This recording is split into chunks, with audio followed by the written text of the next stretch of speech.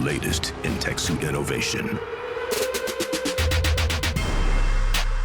Frictionless fiber construction.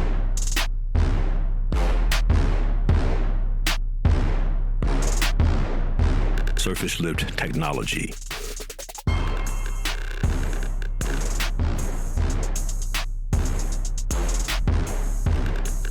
Endo compression cage.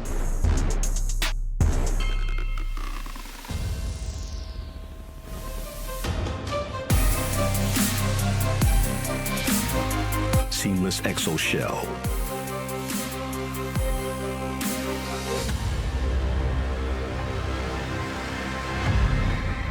Tier Vinzo. Battleborn.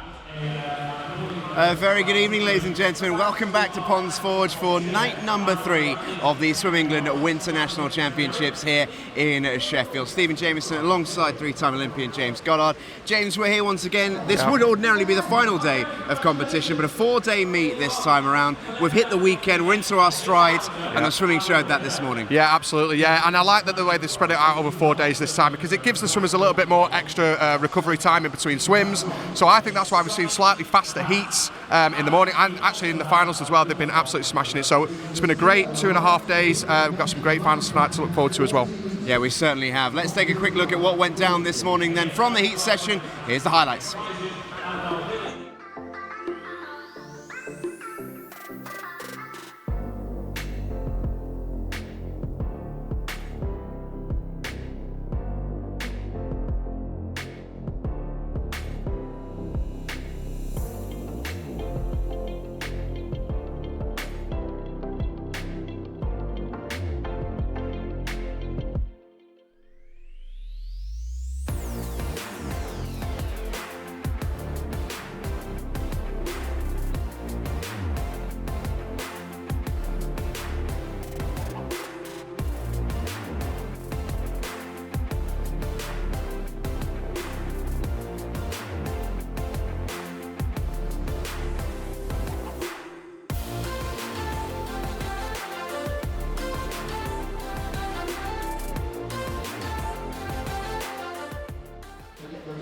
So some great action this morning, as you can see in that trophy at the end. What they're all playing for, not just a medal at these Winter Championships, you'd like to get a very long-named trophy as well. Nice trophy, yeah. I mean, and if you win, you're the British champion, British short course champion. That's what all these guys are going for. We've seen the juniors absolutely smashing it again. I remember last year they were doing the same thing. The juniors were killing it. It's a tough time of the season this time. December is usually long meters in the pool, big gym sessions as well, lifting heavy weights. So for these guys to come here and swim as fast as they are, it's been a credit to not just them, the coaches as well. And who are your standout athletes from this morning? Quite a fair few to pick from, but who impressed you earlier on? I want to give a shout out to Jay Lelliott from City of Sheffield. He's had such a busy programme.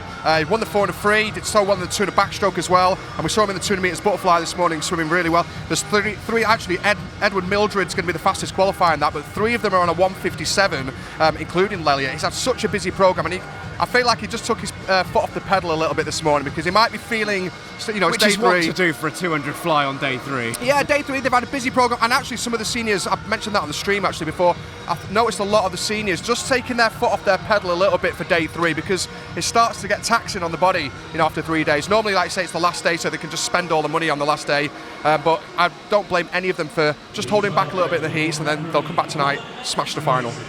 Yeah, we can see our officials being walked out and introduced to the crowd here inside Ponds Forge, doing such a fabulous job as always. And a word as well, especially for Jay Lelliott, who is one of our senior swimmers. We talked about this a little bit yesterday, but a massive year, 2020. It is an Olympic year.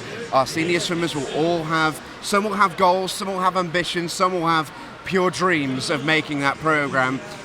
It's a huge year, and it all starts now. This is where the graft is put in for that, for the advantage to be gained next year. Yeah, definitely, and it's a massive confidence builder, this competition. They can come here, swim fast, swim strong, during a heavy time of the season. It can only do great things for the confidence. We're going to have a mention for Jocelyn Elliott as well. British record last night in the 200 metres breaststroke. She went the 100 metres breaststroke this morning to 105.9, which is 1.2 seconds off the British record. And I felt like she held back a little bit today as well. She won't have it all her own way tonight. We've got Sarah Vasey. She's got Sarah Vasey next to her in that final, who we know is a very established swimmer, not just on the British scene, but on the international scene as well. So that should make for a really great final. Yeah, I think we can actually take a look at the swim from Jocelyn.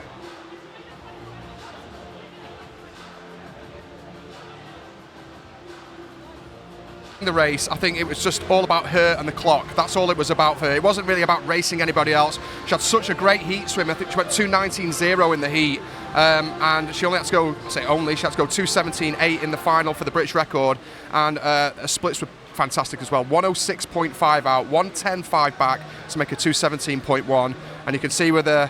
She looked at the clock at the scoreboard so quickly, didn't she? Kind of glanced at it and turned away really, really quickly. She had a feeling she was close. Yeah, and you can see by that smile on her face as well that she's really ecstatic about it. Yeah, we had her in the studio last night as well to talk about it, and she's talked about maybe the trouble that she's had in the last couple of years adapting to become an international swimmer from a national one, and great to see Jocelyn swimming so well, and she goes again tonight alongside her Loughborough teammate Sarah Vasey. That's one of the races to look out for sure.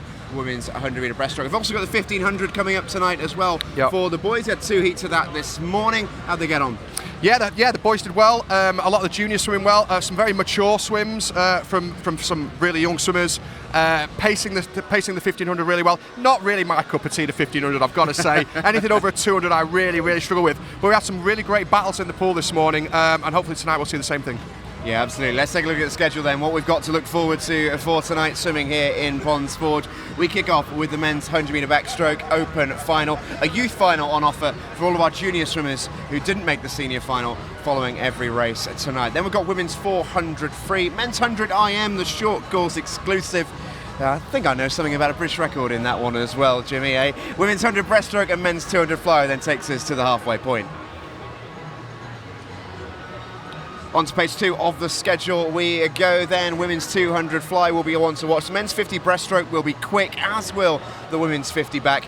We end with the 1500 freestyle and the women's 4x50 medley team event to end the night. And I know you were talking a little bit yesterday, very much off camera, about your British record going up in Glasgow, but the 100 IM is one you've held for a little while, and one I know you're dying to hold on to for as long as possible. Well, it's the 100 IM heats this morning, and it was Max Litchfield and Duncan Scott were 0.5 of a second off, so it's close. They got the final tonight. We'll see how they get on. I'll keep a little close eye on the results. But yeah, it's got to be beaten at some point. It's been going for 8 years now, so it's got to go. And we've got the boys tonight in the 100 IM as well. We'll see how those guys get on.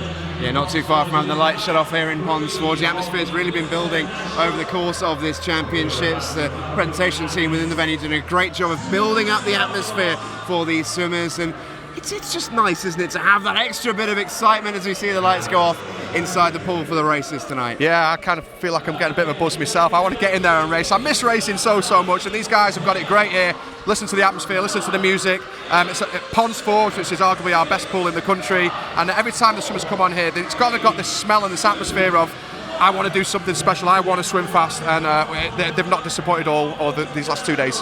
No, they certainly haven't. We are moments away then from our very first race. Athletes are just seconds away. They're right below me, actually, right down here. That's where our athletes are going to emerge for our very first race of the night. Let's get started, ladies and gentlemen. We cannot wait for this one. Jimmy, you're going to head off to commentary, I know, but in the meantime, we're going to hand over to Jonathan Bell.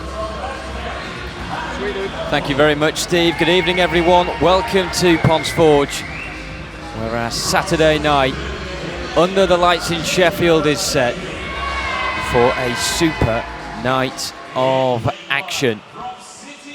Athletes being introduced for the men's 100 metre backstroke, an open final which features 3 swimmers 18 and under, and all in contention, not just for a medal in the open final, but also in getting junior medals as well. We say junior, it is technically the youth medals that will be on offer, so it's not necessarily a case of those that finish first, second and third in the youth final that will get on the podium.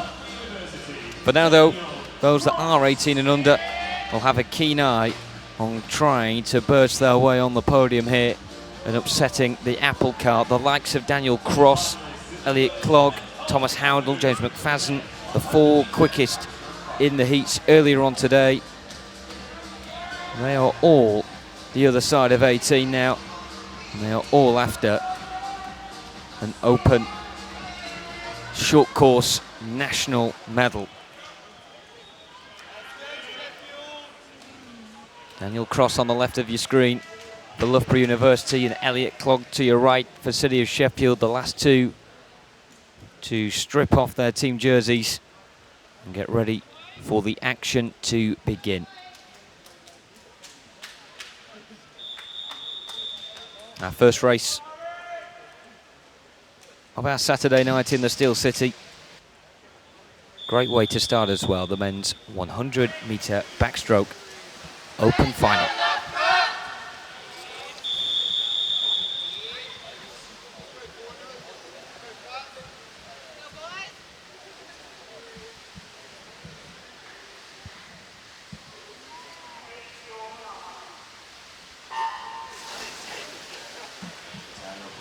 Yeah, I've been really looking forward to this one all day. Thomas Howdle won this event last year on the 50 metres backstroke. It could be an interesting one, this, because Thomas Howdle winning the 50 last night, we know he's got that speed, so he'll be out quick as well. Jay Lelliot won the 200 metres backstroke out there in lane 1, so he's kind of hidden out there. Can the lads see him? I'm not sure if they can in the centre of the pool, so Lelliot has actually got a pretty good lane to maybe sneak the gold medal here. And you can see it's lanes 1, 3 and 4 turning together. Jay Lelliot, Thomas Howdle and Daniel Cross. Big turns from all these three lads. You can see it's going to be a blanket finish. We're going to need the clock to decide this one. On the touch, who's it going to be? Lelliot. 51.98. Does the double, the 100 and the 200 metres backstroke. Second goes to Thomas Howdle by 4 100ths of a second, and then another 7 100ths behind Daniel Cross, so less than 1/10 of a second. My bad, 11 100ths of a second, splitting the top three. What a competition he's having. Well, it's been a grueling week, hasn't it, for Jay Lelliot so far? Great win for him there. The top three all getting medals and all getting season's best as well at the end of their season. And Jay Lelliot, the 24-year-old, oldest in the pool, really showing that experience there and that grit and battle all the way to the wall to win the first gold on offer tonight. Yeah, what a great race. Great race. And sometimes when you've got that slight outside lane, especially on a stroke like backstroke where you can't breathe to the side and have a little look, you can kind of sneak in there, and he did exactly that by 4 100ths. I don't think he realised it was that close, but he is the British champion now in the 200 and now the 100 backstroke. Full of confidence, is he? Full of confidence, full of beans. He's just getting out of the pool here, got his red shorts on, his Team Steel shorts. When you're full of confidence like that, you can swim events back to back and just keep smashing out the good times and winning the medals. Seems like there's a lot more support than normal behind us, doesn't it, in the athlete section here. Lots of swimmers actually watching and supporting. There's a team up there with, looks like Mount Kelly. They've got their glow sticks, actually. If you have a look behind you there, you can see the Mount Kelly team with their glow sticks around their necks and in their hands. And they do have a lot to celebrate, to be fair. They're having a fantastic competition, Mount Kelly. And there we have the cheer for the Mount Kelly swimmer, El Ghaziri. He's a big man, isn't he, Ramy El Ghaziri, for a 16-year-old. Yeah, he's a big lad.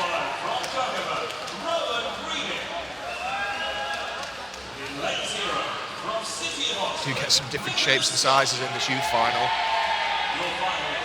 It's quite often you can get some lads who are 18 and then some lads who are maybe just turning 15.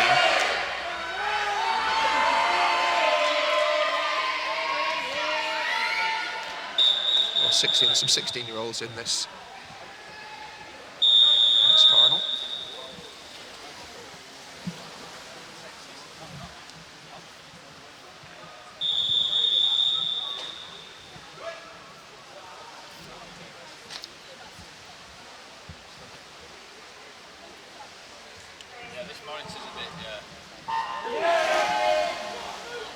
So here we go for the youth final of men's 100 metres backstroke. word. I mean, I keep saying it every single time, but there's a couple of swimmers who are really pushing the boundaries. And if they don't get disqualified, then fair play to them, because you've got a great underwater. Why not use 15.00 metres underwater?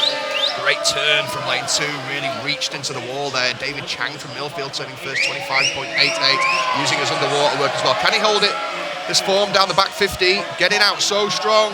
Will he pay for it down the back 25? He's going to turn first again at the 75-metre mark. Watch how he uses that underwater. 10 metres. Big 12.5 metres though for Mark Edmondson from Team Bath.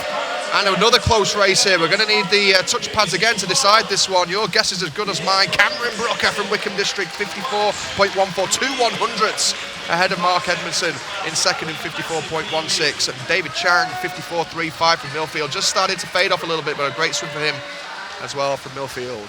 Yeah, PBs for the three of them once again. And you just wonder if they've done enough maybe to knock on the door of some of the times that we saw in the open final of our 18 and unders. But nevertheless, personal accolade to come away from this meet in Sheffield with the PB.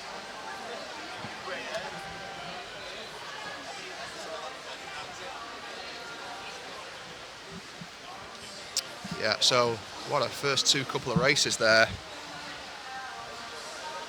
Because we're sat exactly in line with the finish.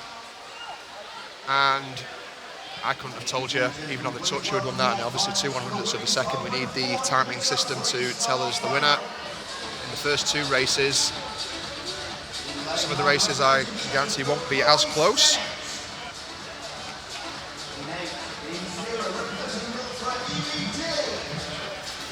Well, we saw some good swims this morning in the 400-metre freestyle heats.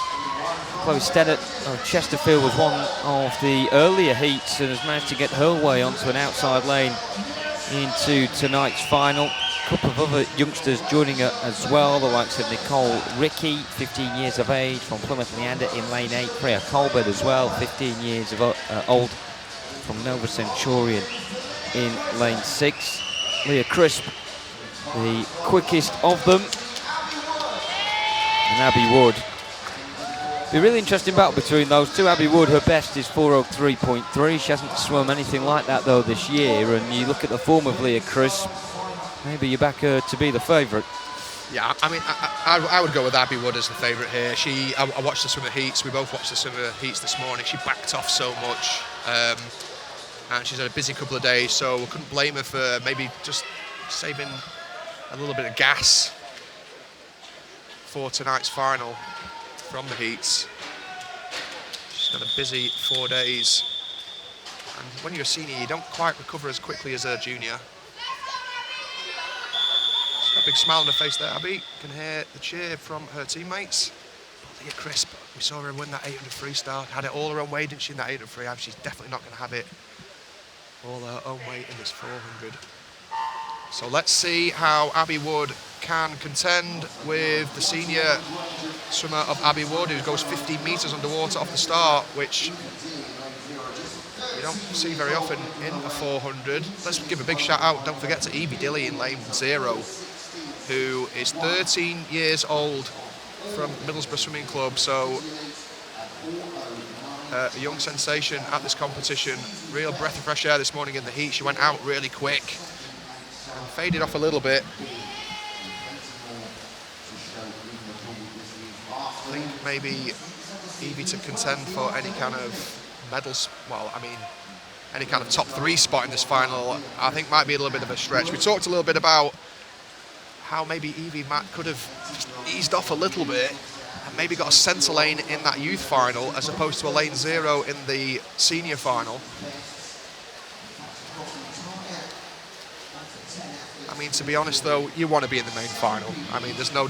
I remember being a junior and having the same kind of conundrum whether I kind of ease off and make the centre lane and give myself a fast lane in the final, or make it to the senior. You want to make it to the senior final. This is the big final. This is the one that you want to win. This is the one that you want to compete against. These are the faster swimmers. With all due respect to the other ones, this is where the big guns usually are, and you can see two middle distance swimmers already pulling away after 150 metres. Yeah, Abby Wood and Leah Crisp promises to be one of the best duos of the night at the moment. It's living up to expectation with each other stride for stride. Abby Wood looking very cool, brisk through the water indeed. Kayla Glenister as well of Leicester Sharks in lane 2. Isn't too far away at the halfway point, but just 200ths the difference on the split after 200 metres. Freya Colbert as well from Nova Centurion holding her own. She's got a really good opportunity to take the youth gold medal in this event. Yeah, Michaela Glenister going well from Leicester Sharks in lane 2 as well. You can see on that black hat over there in lane number 2. Great race developing here though, isn't it? 250 metres down, and they're on for a strong pace as well there. 2:32.0 at the 250 mark is a strong pace, and so it should be when you're head-to-head like this. And you can see Leah Crisp. She might be a little bit younger, maybe less experienced than Abby Wood, but she's just a fighter. You can see with the way she swims, she's not going to want to let Abby Wood pull too far away. See how Leah Crisp's sprint finish is as well. Abby Wood certainly got the better turns. And every time Abby Wood turns, it looks like she gets a little bit of an advantage over Leah Crisp.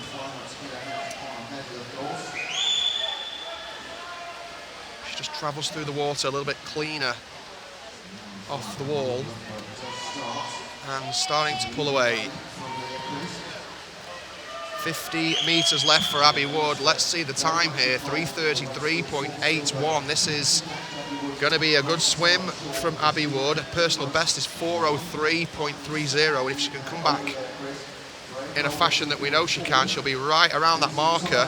Leah Crisp 4:08.18. She's on for a personal best as well, so it looks like the senior dominance of Abby Wood is going to hold strong. She brings it home, last 5 metres to go, head down, reaching for the wall, and a 4:04.21 for Abby Wood. Leah Crisp 4:06.24, that's a 1.9 second personal best time for Leah Crisp, so she's having a great competition. Third, the bronze medal goes to Michaela Glenister, 4:08.99 as well. That's her first time under 4:10, so congratulations to her. Freya Colbert fourth, 4:10.23, so it looks like she'll win the gold medal for the juniors.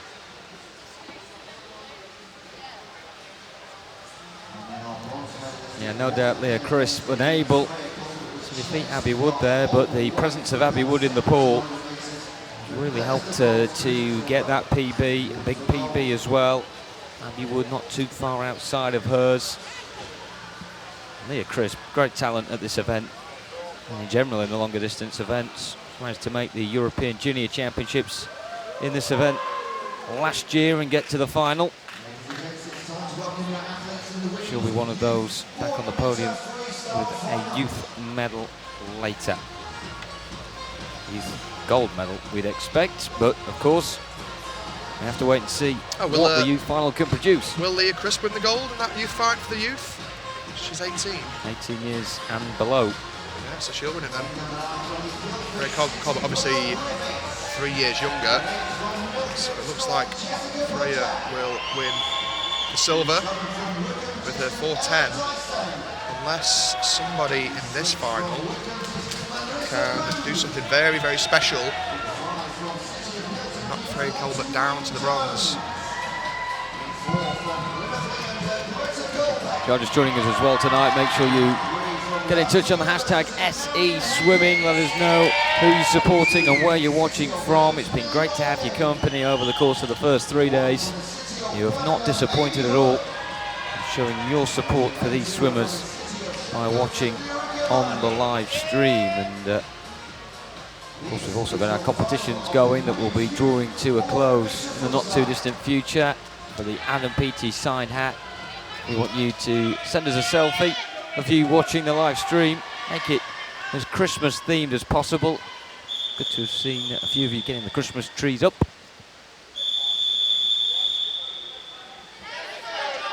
First weekend of December. It was an enjoyable one when it means the Swim England National Winter Championships 2019.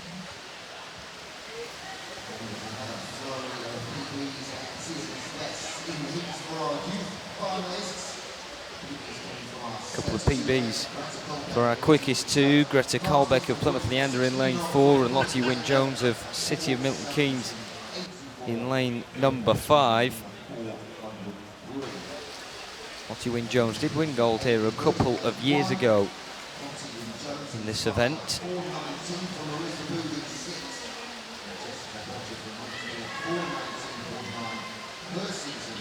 Greta Karlbeck in lane 4, breathing every 3. Talk about the breathing patterns of some of the lads in the 1500. Karlbeck opting for the 1 in 3 tactic. This kind of straight arm recovery as well. It's the style that she's found. Getting some good support over there actually from the Plymouth Leander team. You can see them in their silver and gold t-shirts at the far end. Really giving a wave on to Karlbeck, who went 4:17.84 this morning, and that was a personal best, so she's in good form. And she's got a race on here by the looks of it as well after 150 metres. She is just turning first, though Lottie Wynne-Jones is 5/100ths behind her at the moment. Also Marion Hanquet and Millie Boulding putting in a good first 200 metres. Millie Boulding there in lane 2 from the City of Leeds. Obviously seen Leah Crisp.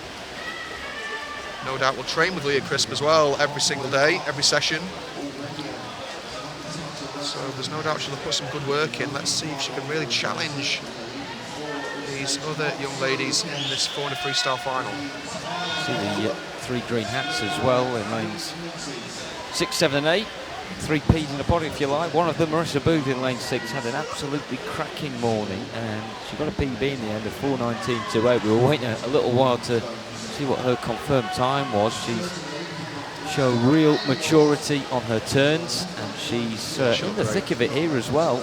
Yeah, she looked great, and you know what, we thought it was just the 4 swimmers starting to make some moves, but actually everyone's starting to creep up, and it was at the halfway point, wasn't it? At 200 everyone kind of had their own little race plan, and as soon as 200 hit everyone seemed to start to make some moves.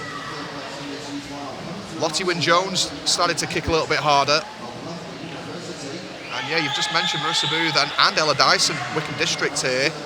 And let's not count out Jessica Podger from Millfield down here in lane 8. If anything, she might have just crept into the lead here. What a great swim from the youngster Marissa Booth, who's making moves in this final as well. This is a really interesting 400 freestyle, very different to the senior final, where we saw the 2 break away very early. This is anyone's race at the minute with 100 metres to go. Jessica Podger then in front in lane 8 on the near side for Millfield School. She is swimming out of her skin at the moment, and Marissa Booth for the first time has managed to break clear, for now at least, of the 2 golden lanes. It's lane 3 and Marion Hanquet of Loughborough University that is up there into the final 50 metres, but Jessica Podger, the one to catch for Millfield School. She's been brilliant. She won gold here in the 17-year and over summer national meet, and she's looking to make it a double going into the winters as well. Marissa Booth still battling hard to stay afloat in the top 3. Marion Hanquet has not given anything away as Jessica Podger slowing up here towards the finish. It's a great finish, and it is a particularly great finish for Loughborough's Marion Hanquet with a time of 4:14.86, just outside of her PB that she got earlier on this year. Jessica Podger in second, and Marissa Booth in third, and the 2 of them getting 5-second PBs. What a swim.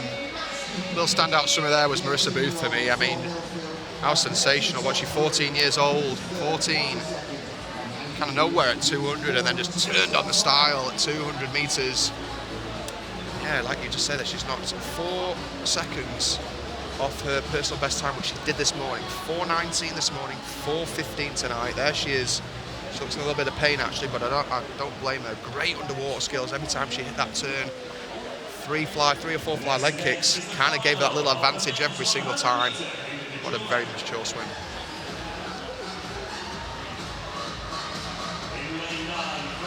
Well, your event now, James, the men's 100 IM final. Of course, that's taking place as well in the Europeans tonight.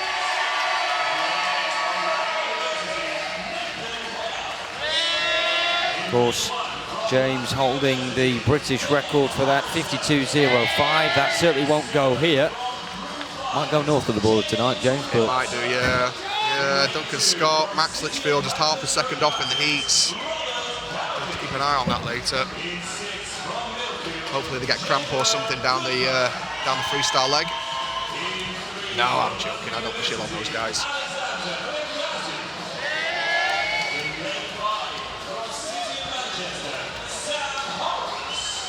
Sam Horrocks we've seen quite a few times this week as well. He's really shown how good he can be in the individual events in sprint speeds, and really if you can put that together in a medley, he should be favourite. But James Brown was quicker earlier today by 0.08 of a second.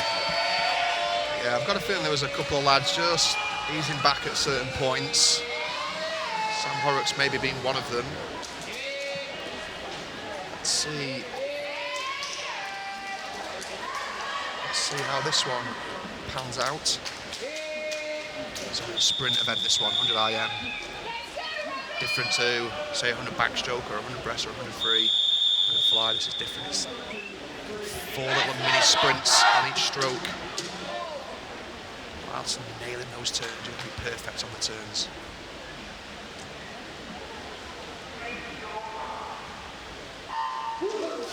All of them really quick away off the block, actually. I expect Sam Horrocks to be up and away on the butterfly, being a fly specialist. And as we get to 25, it is just Horrocks with James Brown right there as well. Moving on to the backstroke. Horrocks coming up first. Really using that butterfly leg kick. Nice backstroke leg from Bregazi in lane 3. He had a great heat swim this morning as well, actually.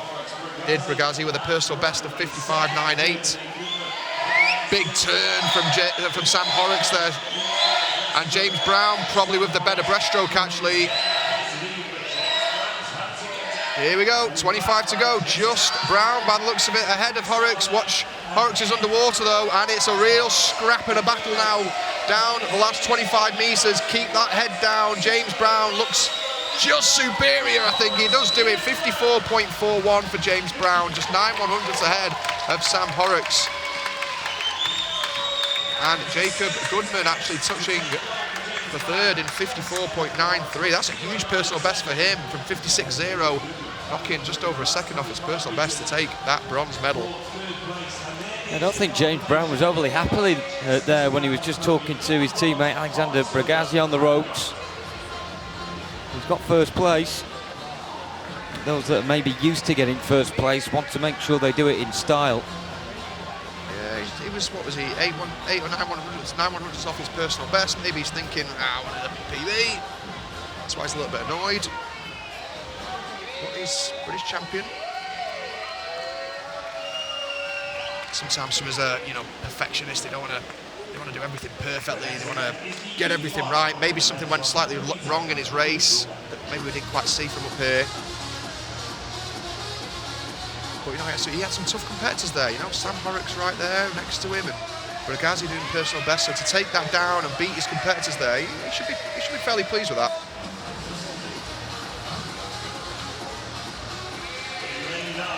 Well, there's no rest for some of these swimmers. We've already seen David Chang in lane 4 from Millfield tonight. Same with Rami Al-Ghaziri as well of Mount Kelly. They're really clocking up the miles in Sheffield this week. Jacob Whittle here as well in lane 3 from Davencio XL. He's already got 1 British junior record from this week, as has Cameron Williams, who's in lane 5.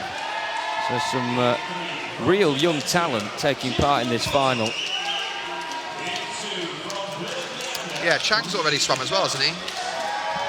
Yeah, we saw Chang earlier.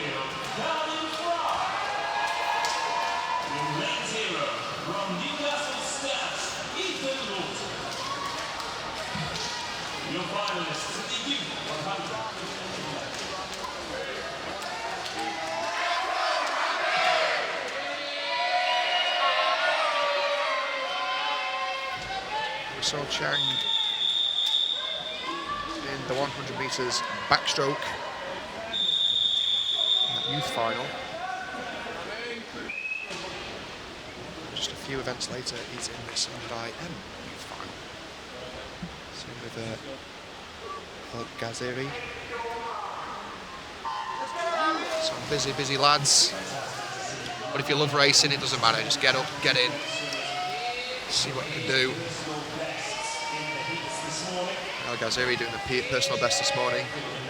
Chang doing a personal best this morning. So, you know, they've got a lot of events to do, and they're working hard in the pool, but they're doing personal best times, and we can see the backstroke specialist of Chang and the underwater work of Chang as well. Yeah, Chang already a gold medalist this week in the 50 back, but now you'd expect Cameron Williams to come to life. Breaststroke gold medalist in the British Championship junior category in the summer, just trying to claw back any deficit that he's got at the moment. Reed Jones of Plymouth Leander putting up a sterling effort, but Cameron Williams has closed that void, and now it's going to be straight out between him and David Chang. Don't and count also out Jacob in lane Whittle 8, either, yeah. Alec White, look at this, all the way to the finish. Is Reed Jones going to hold on? He is. Well, goodness me, that could have been one of around 5 or 6 there for the gold, and ultimately Reed Jones touches in first. We'll have to see how that shapes up with some of our other youth contenders in the previous final, but what a race. Yeah, so close. And it's I kind of had a feeling Jacob Whittle might actually sneak that, because we know he's a good breaststroker actually, because we saw him in the 50 breaststroke this morning, and he was starting to pull through the field, and he's obviously sprint freestyle is his bag. Another couple of metres, I think he might have won that, but wasn't to be. The Amazon taking it down.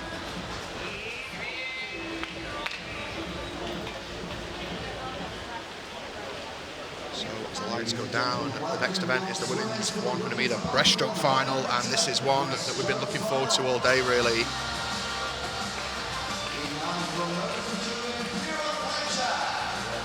Going to eventually see the new 200 metre breaststroke British record holder, Jocelyn Illiet. She'll be in the centre lane, and she was very close to that British record this morning.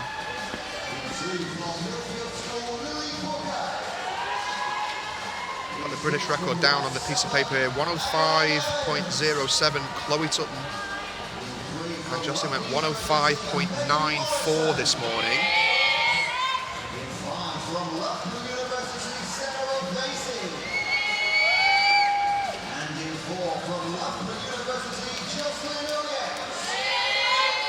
There is Jocelyn Illiet.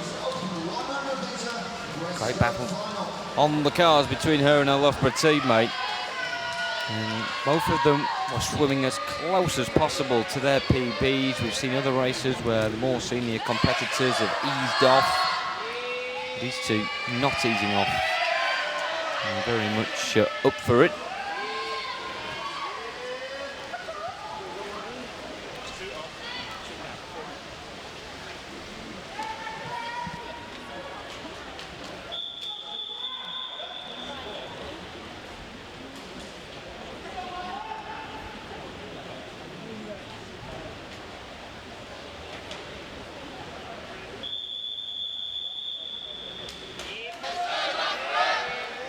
Checking the British records. The British record's 104.79 from Chloe Tutton. Done at the World Championships in Canada back in 2016. So it's 3 years old. It needs beating now. Come on, Jocelyn Illiet.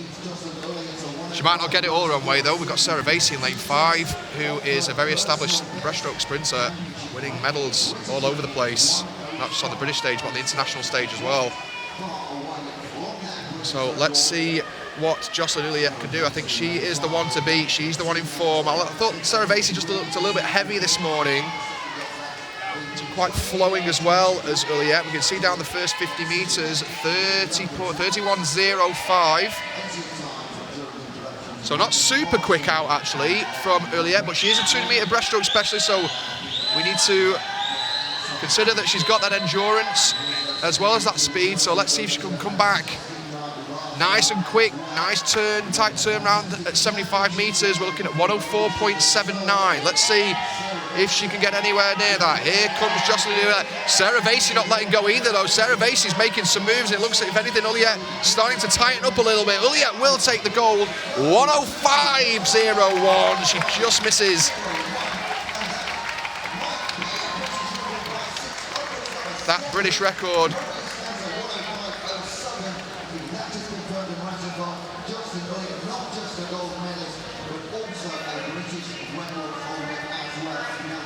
There's a little bit of confusion actually in here because the announcers are saying that it is a British record. On my sources, it looks like it's 104.79 as the British record. That's what I've got down here. We'll just have to confirm whether that is actually a British record or not. Me and Jonathan Bell frantically checking our phones to see what's going on. We'll confirm with you that very, very shortly. We know she's there or thereabouts.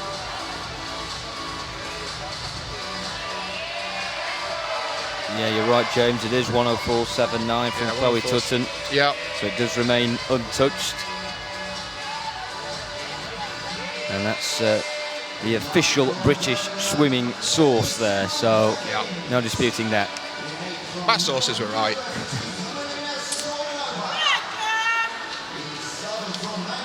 But a really good swim from Jocelyn Uliet, and as we mentioned last night, her interview with Stephen Jameson, really good to hear from her.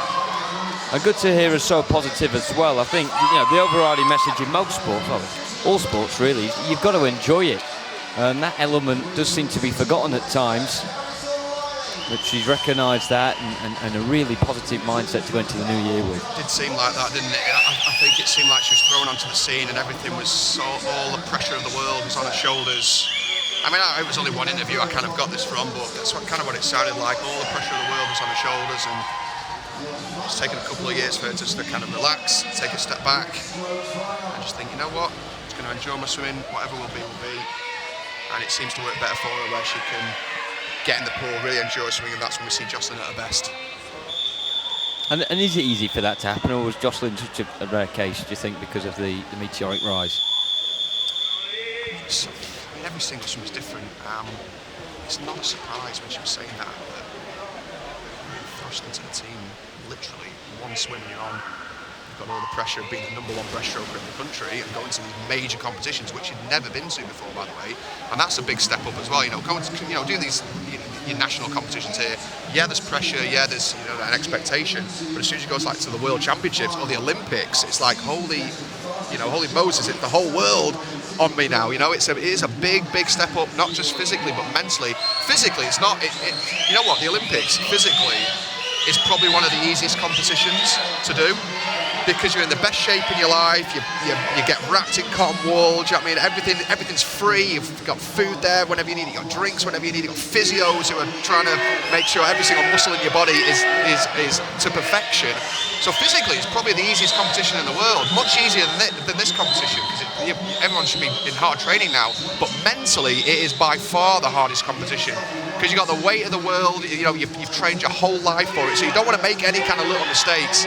And maybe that's something that was playing on Jocelyn's mind, and it was that mental pressure was a little bit too much. Yeah, it's great to get that insight, and hopefully we'll be able to hear a bit more from a couple of our seniors between now and the end of the weekend. Charlotte Rigg, meanwhile, PB for her in that youth final there at the 100 breast, 109.04.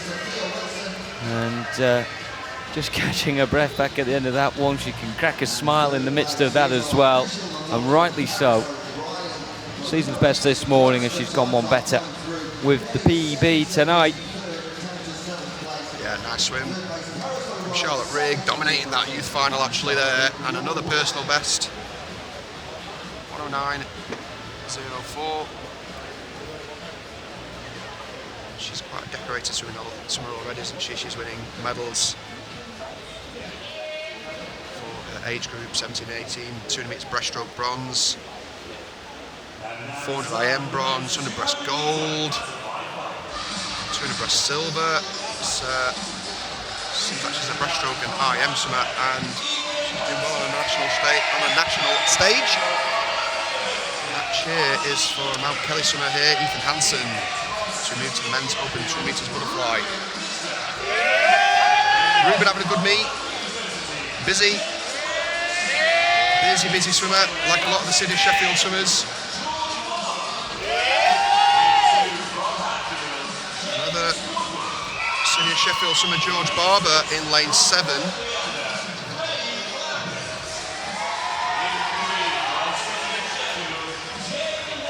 course, the familiar figure of Jay Lelliot is in the 200 metres fly final now. It's just incredible, isn't it, really? 400 free gold, 200 back gold, 100 back gold. Now in the men's 200 fly, seeing if he can upset and beat some of the fly swimmers. He's not a fly swimmer. If you look at his fly technique, it's a really strange, bizarre one. You can see he's not a fly swimmer, but he's in such good shape, and swimming, like most sports, is a confidence-based sport, and if you've got that confidence, you can bounce around and do any kind of stroke at any kind of time and smash your PBs and then start challenging for titles. You can hear a lot of the home support around us. There's a lot of Sheffield interest here. 3 of them involved, with Lelliot in 3, George Barber in 7, and Ruben Vizda. He's had a busy few days, and good to see the support coming in from his family on Twitter as well, on the hashtag SE Swimming. Edward Mildred, though, in lane 4 for Northampton, someone that has steadily risen through the ranks as the years have progressed, and now the 16-year-old is in lane 4 and bouncing around like he's on a pogo stick. Some spring, hasn't he? Can go quicker than what he did earlier. That was a season's best for him. He has won a 1:56 before, but this very talented Paul, he one heck of a challenge to come out on top. Yeah, let's see what happens here. The fastest 3 boys in 4, 5 and 3 all went 1:57 this morning.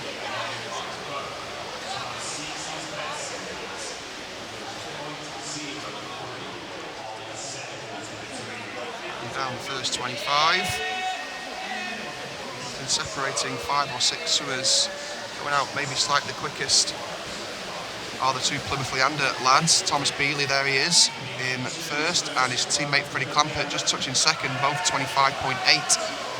Down the first 50 metres, Jay Lelliot going well, 26.0 as well. Edward Mildred, of course, in the mix. Very relaxed Mildred in that butterfly.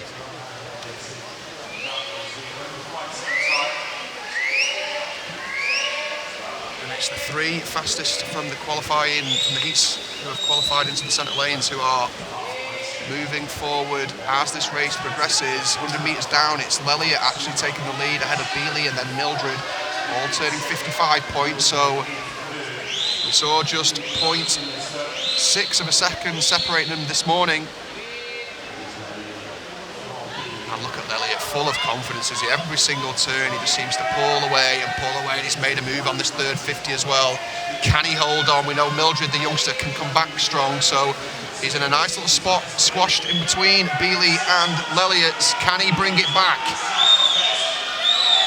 Lelliot's so strong, though. He's in great condition within the 400 freestyle, so we know he's got that endurance, and it's just no denying this lad at this competition, I don't think. Massive turn underwater for Lelliot. He's going to become the champion of the 200 fly as well, and in some style.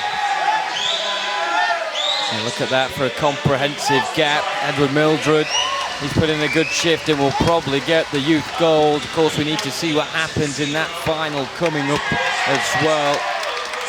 But Jay Elliott done it again.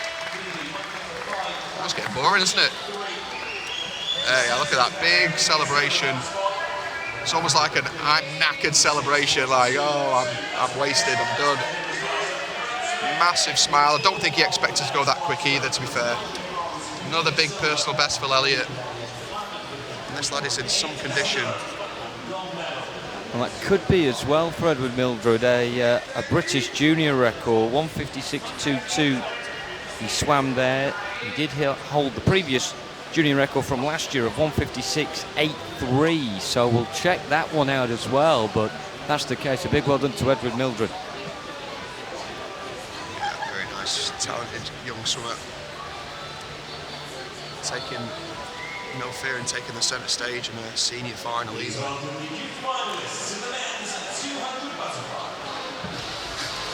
Get that confirmed for you shortly. So move on to the junior final, the men's swim fly.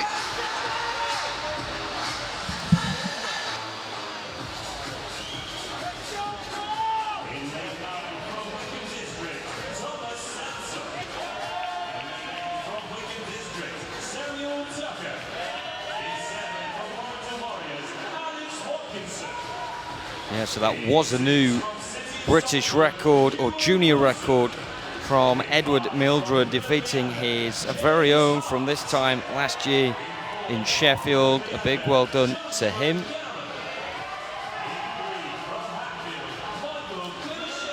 As we look at the rest of his youthful colleagues taking part in the youth final night, and Joshua Gammon, the quickest of them, 2:01.22, a PB for him earlier. In fact, all 10 of these swimmers got their lifetime bests.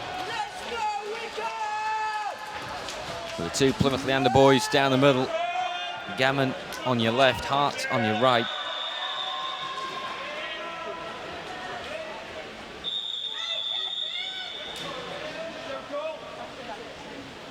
Any of them break the 2-minute boundary. That'll be an interesting thing to look out for in this final.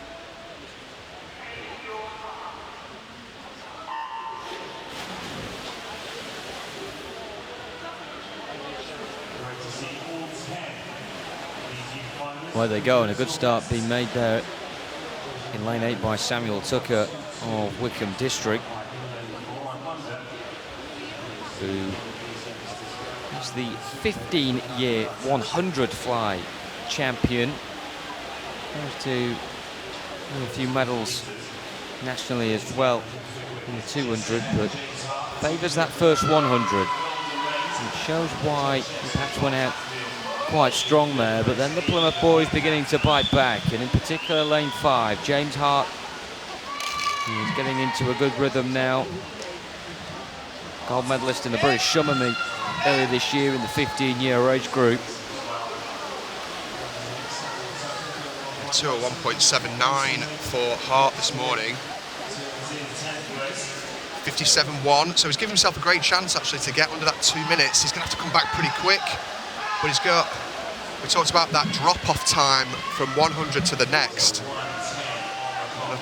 We saw Ulyett do a 4-second drop-off, so if James Hart can do that, if he can go 1:57 and then a 1:01, which would be the 4-second drop-off, that's a 1:58. So if he can come back like we want him to, he'll be under that 2 minutes, which will be a great swim for him. And if Joshua Gammon, his teammate right next to him, can stick with him and maybe come back strong as well, he'll be under the 2 minute marker. Every single lad in this final did a personal best time this morning. Every single one of them. So let's see if they can do it again, because every swimmer wants to swim well in the heats, but they want to come back to the final and they want to improve again. And James Hart's looking strong. Looks like he's going to take it. Coming back though well in lane 3 is Klimazeski, and it is Hart, 2 minutes, .21. So close to getting under that 2 minutes. That's another massive personal best time, a 1.5 second personal best for Gammon and for Hart as well, and for Klimazeski. And look at these three lads there on the centre pool giving each other a high five. Pushed each other along just outside that 2 minutes. Maybe a little bit more race practice to get that back end right, going out 57, coming back 103. Not the greatest back 100. Sometimes that's just a little bit of race practice, a little bit more conditioning in training. And then they'll crack that 2 minute barrier in no time. Well, it's worth bringing you as well. We have had a couple of records tonight. Great British junior record for Jacob Whittle in the men's 100 IM. It's an English record, not a British one, for Jocelyn Juliet of Loughborough University in the women's 100 breaststroke. And of course, we had that earlier one as well from Edward Mildred. As the first batch of racing's over tonight, we'll go to the studio. Yeah, cheers, Jonathan. A fantastic start to the evening so far. You're back with us in the studio here in Ponds Forge, and Jimmy's made the short trek over from the commentary box. Jimmy, a great opening night so far as we take a look at the men's 100 backstroke presentation. Yeah, Jay Elliott, I mean, this lad has got an engine, hasn't he? What? And you've just seen him win the 200 metres butterflies again as well, so we'll see him on the podium again later on, but look at the big smile on his face and the celebration after the 200 fly as well. You could see it was almost like, oh my days, how have I done all this? I'm like exhausted, but I've done it.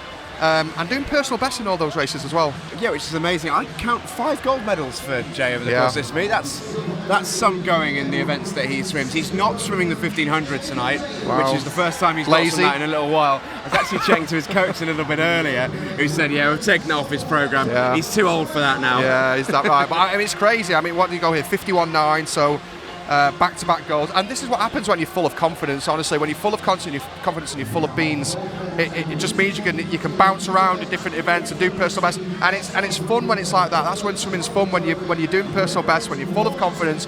You can bounce from the 400 free to the 200 fly to the 200 IM to anything you want to do, and he'll do personal best times. And we're seeing the lad full of confidence at the peak of his powers right now.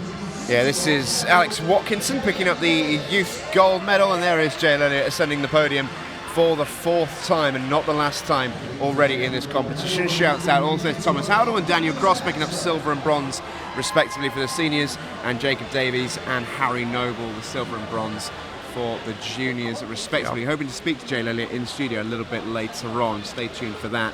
But you can imagine he's going to be pretty happy with how his week's going so far. Yeah, he should be bouncing around here. I'm sure he'll be saying similar stuff that I've already said. It'd be great to hear like what his thoughts are coming into this competition, because it is such a tough time of the year in terms of training.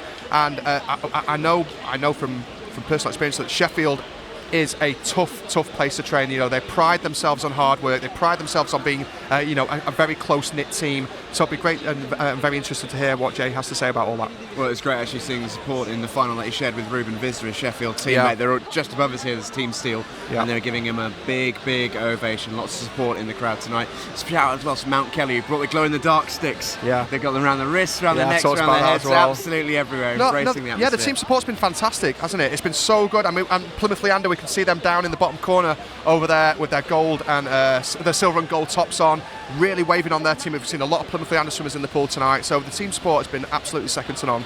And what about, we'll talk about her again a little bit later on, but second British record in 2 days, Jocelyn Elliott. I don't think it was a British record. Oh. No, it wasn't. I don't think it was a British record. English record, my apologies. Yeah, it was an English record, but I don't think it was a British. I've just checked the website. It was 104.7 was the British record from Chloe. Maybe we need to get that clarified, but we checked the British swimming website, we checked Wikipedia as well, and it did say that it was 104.7, so she was just outside. My notes mugging me right off. The notes, yeah, someone's made a bit of a typo there, but yeah, definitely an English record. Even so, what we can say is an incredible swim. It won't be an English record, because Chloe Sutton's English. Welsh. Oh, is she Welsh, Chloe? She's definitely Welsh. Is she Welsh? Sorry, Chloe. My bad. English record. No, because Siobhan Marie O'Connor had the English record, didn't she? Yeah, 107. Okay. So, I've got my English record. We got to the bottom of that. Yeah. We've got there in the end. Yeah. No, we it was can a say, sensational regardless swim. of any facts, Yeah, though, great it was a swim. fantastic swim, second in the road. Yeah, great swim. And to be fair to Sarah Vasey as well, I mean, I didn't think Sarah Vasey looked that great in the heats, but she obviously was saving a little bit in reserve and saving a bit in the tank, and she actually had a great swim as well. So our two top breaststrokers battling out tonight. Sarah Vasey, obviously the one in form, just taking it down. So here we look at the women's 400 freestyle, and nearly everyone here getting a junior and a senior medal. The only one who isn't is Abby Wood, who's the senior gold medalist. She's at the ripe old age of 20, not quite relevant for the junior my medals days. just yet. So old. A fantastic swim from Abby. Junior bronze going to Freya Colbert from Nova. She is still just 15, despite probably being the tallest girl on the podium. Michaela Glenister from Leicester Sharks picks herself up senior silver, a senior bronze and junior silver. And Leah Chris getting herself senior silver and junior gold, as we see on the podium Bouncing right around now. the podium. Leah's had a great competition, hasn't she? She won that 800 freestyle, and she's a right machine as well. To be fair to Abby Wood, I mean, she's in great form as well. Kind of pulled away from Leah Chris down the back 150 metres, so saving a little bit in the tank. Leah's just a machine, isn't she? And I think Leah does prefer the longer distance, so we'll see her in the 800 and the 1500 in the future. I think they're more her kind of events. She's kind of more that kind of mentality, more that kind of build and that machine where she can just keep ticking over and ticking over and ticking over.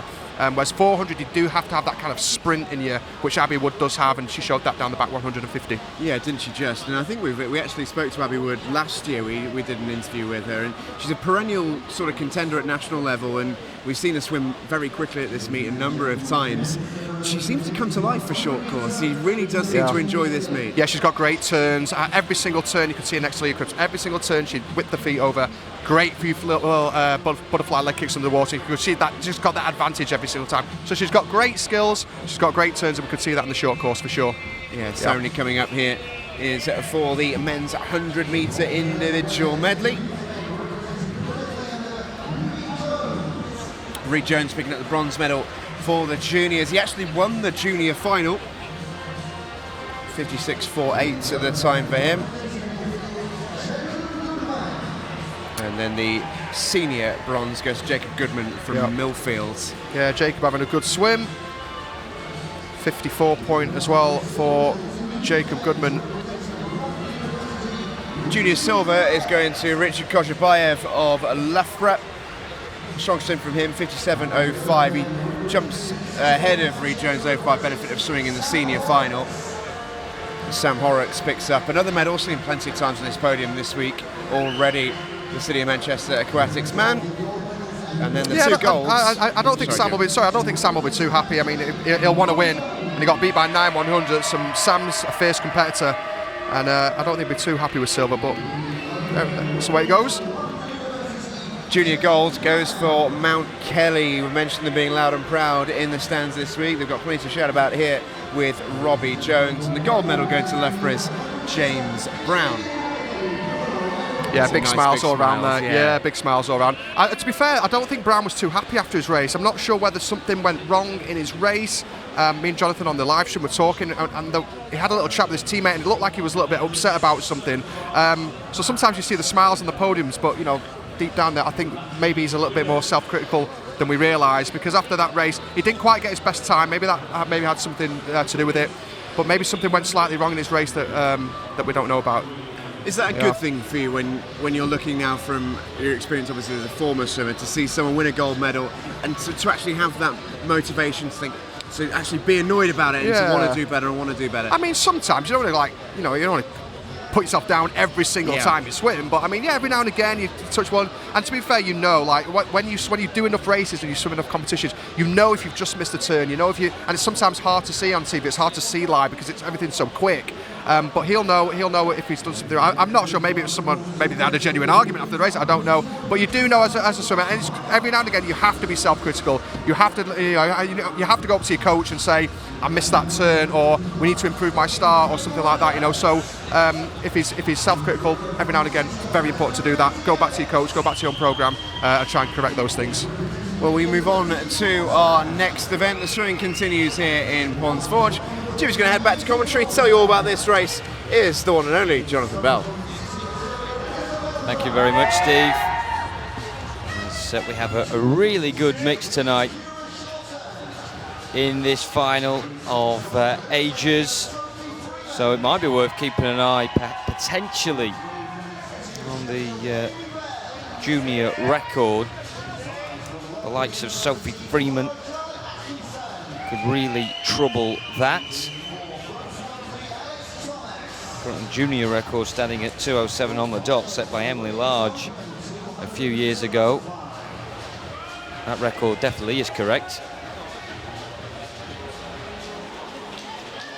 In this final, we've got Isabel Grant, who is the partner of Jael Elliott in this one, and well, can she continue in that sort of vein? Gonna be a tough one. 29-year-old Alice Thomas in lane 4. 23-year-old Charlotte Atkinson in there as well. And we also have 15-year-old Sophie Freeman, 16-year-old Maisie Thornton out in lane 1. Also in that age bracket, Maisie Elliott in lane 0. So really good variation in this one. Yeah, I think all the action's going to be in lane 4 and lane 5. Nice clean start from all 10 swimmers there. Not a twitch on the blocks. Alice Thomas from Swansea University in 4 and Charlotte Atkinson in 5. That's probably where the action's going to be. Season bests for both of them this morning. Probably not swam a lot of short course, so you might expect a season's best. Both have a personal best of 2:05, 2:05.51 for Atkinson, 2:05.65 for Thomas. So literally next to nothing separating these two butterfly specialists. This one more or less going to form at the moment as well. You can tell with that arc-like shape. The only anomaly in that is lane 0, Maisie Elliott of City of Leicester, who perhaps is going a bit quicker than she was earlier. Alice Thompson. Perfect streamline, perfect spearhead at the moment.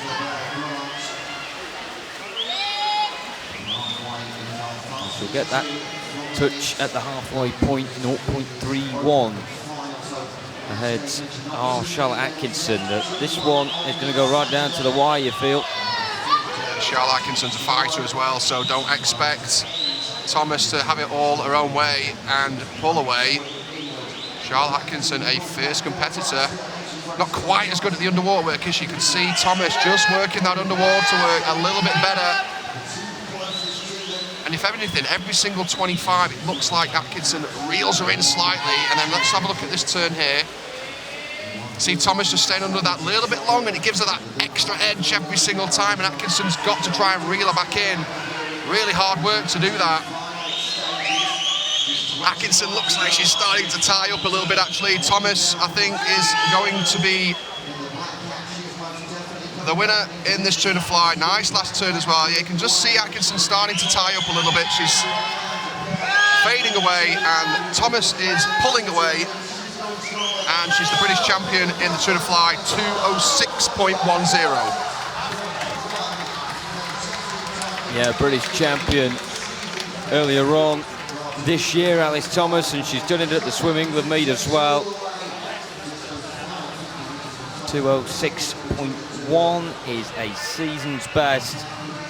Charlotte Atkinson in second, joint with Amy Bell of City of Sheffield. Nothing separating them. And you have to give credit to Amy Bell, because it looked as though it was going to be a front two back the whole way through, but Amy Bell just came over the hill out of nowhere and managed to tie things up in second. Yeah, finished so strong there, Bell. Again, City of Sheffield, I mean, they're in great condition. They're always well conditioned. So, you know, they're unlikely to fade or die, as the phrase that we put it sometimes, down the back end of the race. Amy Bell also showing that the City of Sheffield are in great condition at the minute. It's nice to swim in your home pool as well. It's nice to come to your home pool. Did enjoy racing short course in my home pool of Stockport. It was quick short course, actually. Just wishing the summer we could take the roof off when it was sunny, which wasn't very often, but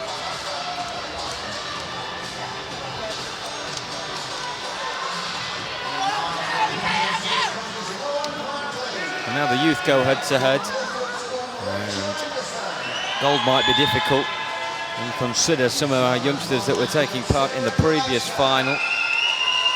But the opportunity to improve on the PBs, because not many of these swimmers managed that earlier on. The two in lanes 8 and 9 got PBs, and so did the two in lanes 0 and 1, but the middle bunch have room for improvement.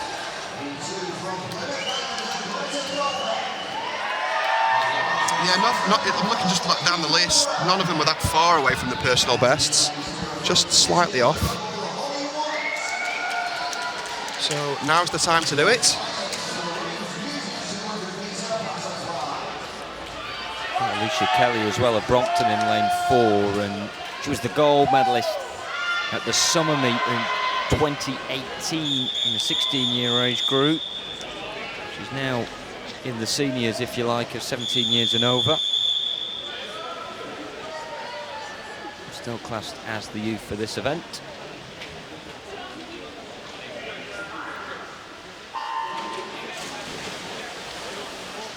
Greta Colbeck as well, lane 2. She's had a very busy week this week. Her name seems to come up in every event. It does, yeah. It does indeed.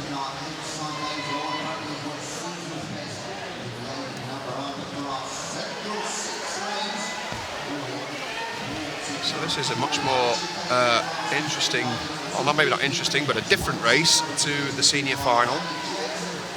We saw that spearhead, that perfect spearhead. This is kind of all over the place at the minute. Really strange start from our fastest qualifier from Brompton, Alicia Kelly. It's almost let Isabel Goodwin go out strong. I've got a feeling Alicia Kelly's going to back end this. See how this race develops down here in a purple hat. The purple hat, I should say, of Hatfield. Sarah Koloska turning first, 103.27, so she's the one who wants to lead this race from the front. She is. I mean, the two girls either side of her, she's 2 body lengths ahead, breathing every 2. Can she hold on? Let's see if she can hold on to this pace, or is she going to pay the price down the back 50. She looks great so far. I mean, she's breathing the sea every 2 strokes. Nice entry at the front of the stroke. Pretty good turns as well. Big butterfly leg kicks. Nice turn. Well done. It's a good swim so far for Koloska. Can she hold on down this back 50? It looks like she's just starting to tighten up, and you can see the other girls coming through now. I kind of want the swimmers who go out quick to hold on most of the time, and I really am kind of secretly rooting for Sarah here.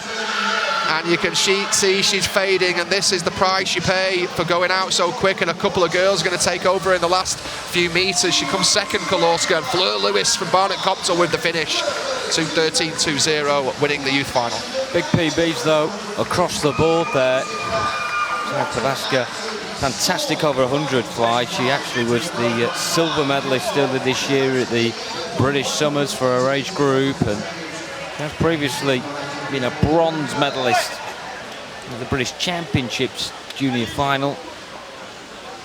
Second spot in the youth final, and Fleur Lewis sneaking in, leading for the first time. It was in the final few metres.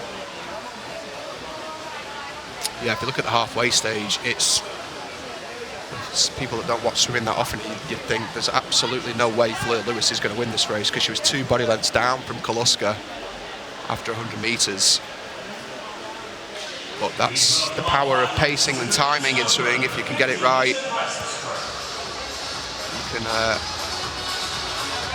win the races. And for Fleur Lewis, she must have known with 25 to go, as she's clawing it back, it kind of gives you confidence when you know you're reeling someone in and you're dragging someone back towards you. And Fleur Lewis had the momentum to touch first and win the youth final, so well done to her and the Barnet Copthall team. Well, another British Junior record holder from today entering the fray here. Cameron Williams in lane 9 of Dartmoor Dart. Been getting that wrong all week. Dartmoor Darts. And he got 28.36, beating his record that he only broke back in November.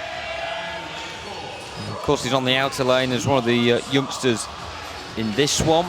There are a couple of others that have a chance of getting the junior gold as well. Rodri Williams was great in the heats earlier. He got a PB and lines up in lane 1. And also a chance for Oliver Taverner of Mount Kelly as well. But the rest are all going for the open gold. And that is the only gold that they can possibly get. And these two are your favourites. Lawrence Palmer on the left of your screen and David Murphy on the right, separated by just 0.02 of a second earlier on in the day.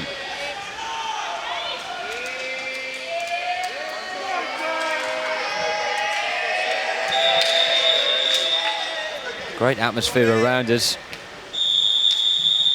Yeah, it's a really tough event at the minute. If you're a Brit, it's a really tough event. Obviously, with Adam Peaty, fastest breaststroker ever to walk the planet. But you know what? It doesn't seem to scare people off. If anything, it makes people want to swim the event more. When you get a world-class swimmer in your country at a certain event, you'd think everyone would want to go and do something else. But it works the opposite way. It's like Adam Peaty inspires everybody else to swim breaststroke. And it's the way it should be. And the two boys in the centre of the pool who were split by next to nothing are split by next to nothing here as well. Big, strong finish from Murphy. That's where he wins it, 26.96. Becomes the British short course champion. Palmer, 27.08 in second place. And in third place, Andrew Moore from Dublin, who will take the bronze medal. Well, ironically, David Murphy wins that one against Lawrence Palmer by getting Lawrence Palmer's time from earlier on. 26.96 does it. The season special, I say, for David Murphy in the process. Turns 21 in a couple of weeks' time, just after Christmas.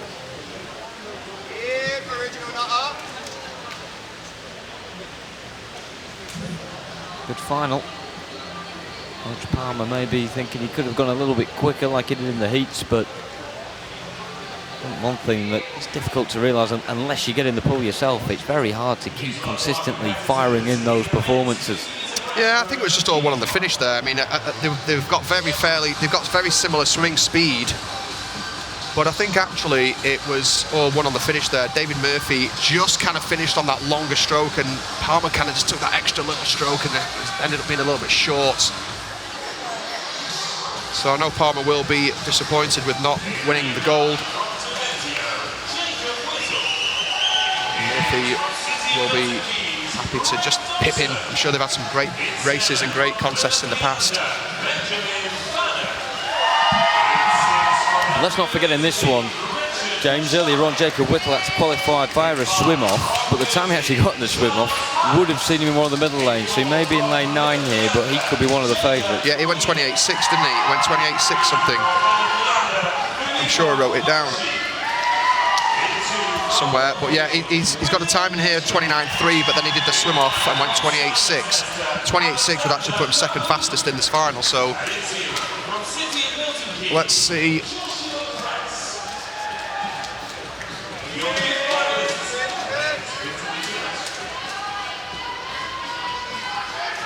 Let's see how he gets on.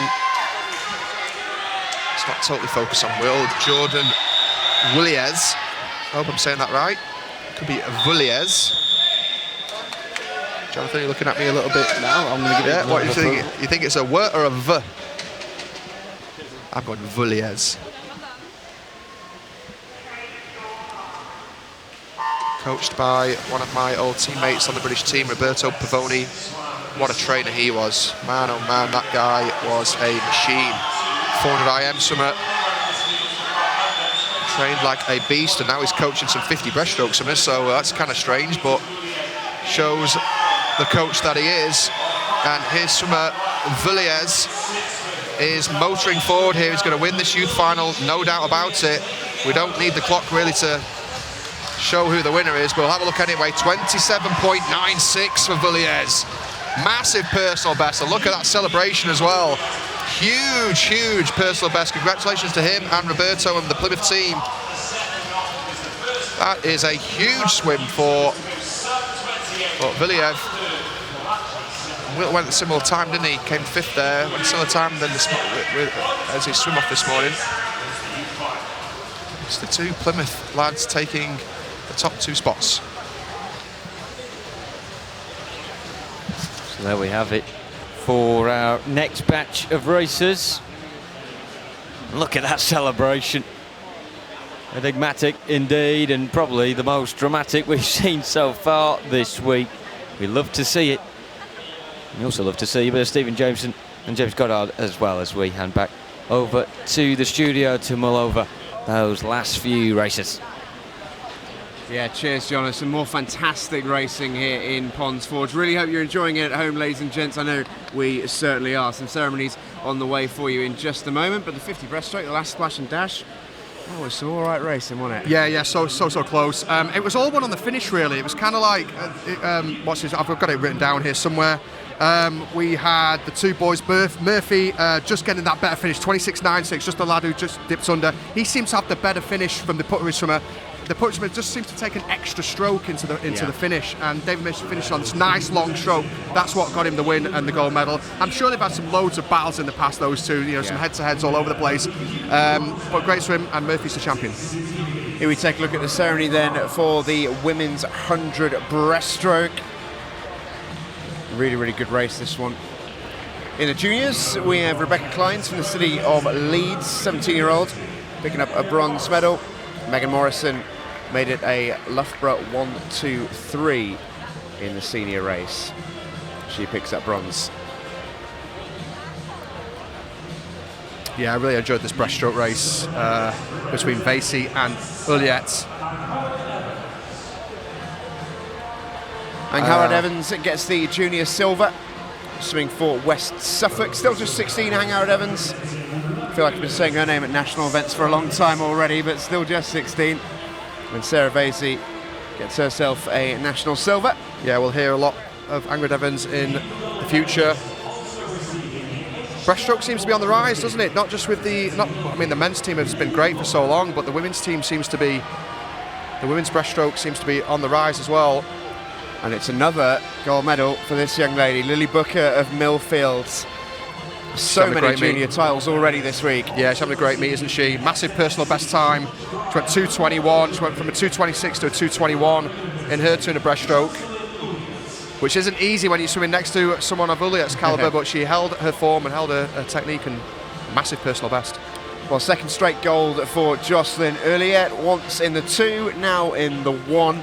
Not quite back-to-back British records, but an English record, which we can now confirm. English. We've confirmed it, have we? Yeah, She's not Welsh, is she? No, definitely not Welsh. Chloe right. Tutton definitely is. Definitely is. Right, okay. So English record for Jocelyn Uliet, which we can now confirm after a hint of confusion earlier amongst ourselves. We all make mistakes, right? No, Walesing. We're neighbours, aren't we? Come on, we're all friends.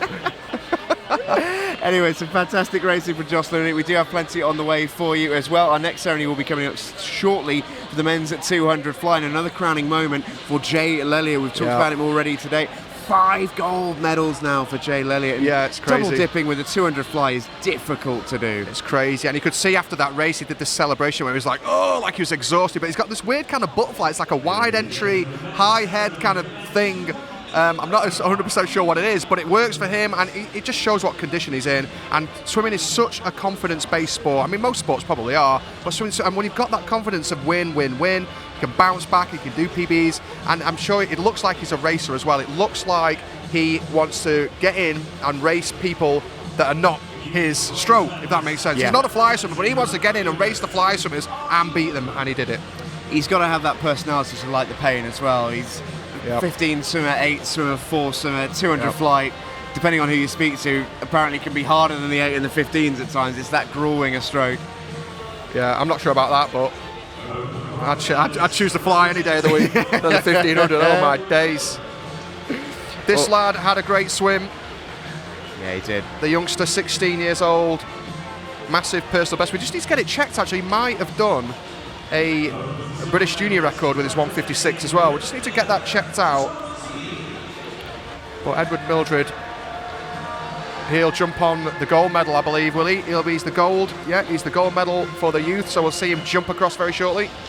Yeah, and he's another swimmer who's really starting to come through. Northampton are just starting to become something of a really serious club, aren't they? They weren't really in consideration for many medals a few years ago, but they've improved the programme so much, not just in the able-bodied side, but also the para side as well. And Northampton now are a really serious contender at national level. It's weird because massive congratulations to Northampton. Whatever you guys are doing, keep going, and keep pushing forward. And it's weird because there's so many clubs popping up from all over the place, and whether that's the strength in depth in coaches, it's the strength in maybe we've got to give a big round of applause to maybe the councils, and maybe who put some money in, whoever's putting the money in to build these new pools.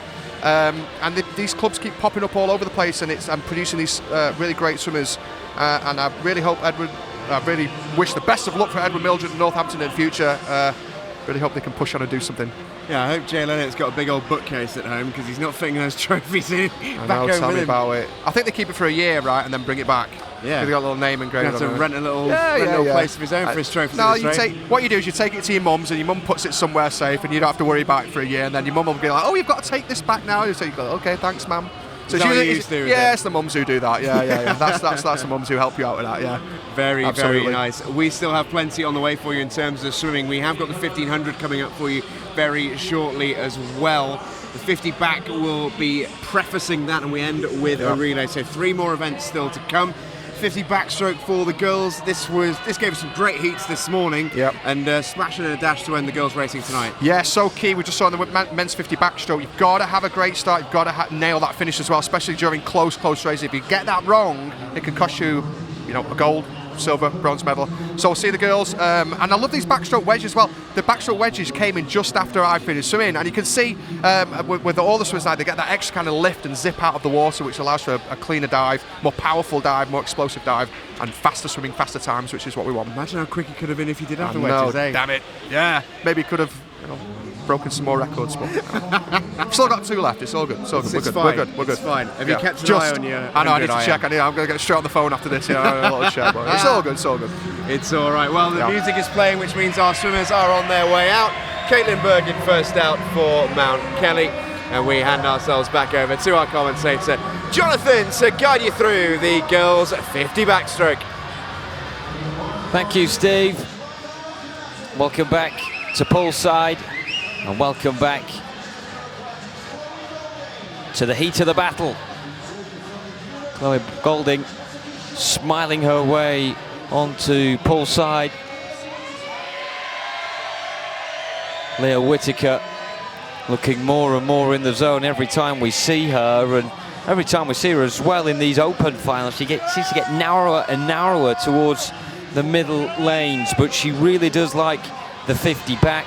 A couple of years ago in the Summer Nationals, she got gold in her 12 to 13 year age group, and now look at her. 2 years ago, you win against 12 and 13 year olds, and now you're up against the likes of Isabella Hindley, Lauren Cox and Emily Crane, with a realistic chance of getting some sort of medal from this. Yeah, and look at the skills of Leah Whitaker as well. We're going to see some super skills from the likes of Isabel Hindley, Emily Crane as well. Leah Whitaker really does have a great start and superb underwater work, so let's witness some skillful swimmers here in the pool. Backstroke, very technical stroke. So skillful to move through the water efficiently and quickly on backstroke. Nice start from Leah Whitaker. She really does have some explosive, springy power. And she might be the youngest bloke at first to 15 metres. Her and Emily Crane, first to 15 metres actually. We know Crane has got that underwater ability. Leah Whitaker probably just turning first actually at the 25 metre mark. And let's watch that underwater work. Crane staying under the longest, 15 metres. Whitaker right in the mix, and she might even win this gold. Right on the touch, here we go. We're going to need the clock. It is going to be Emily Crane, 26.87. Then it's Lauren Cox, 26.98. And of course, there we see Leah Whitaker, 27.07, winning the bronze. There is Emily Crane, that smile once again. Perfection ultimately from her. 28, or should I say 26.87 is a new PB. Really good competitive battle that.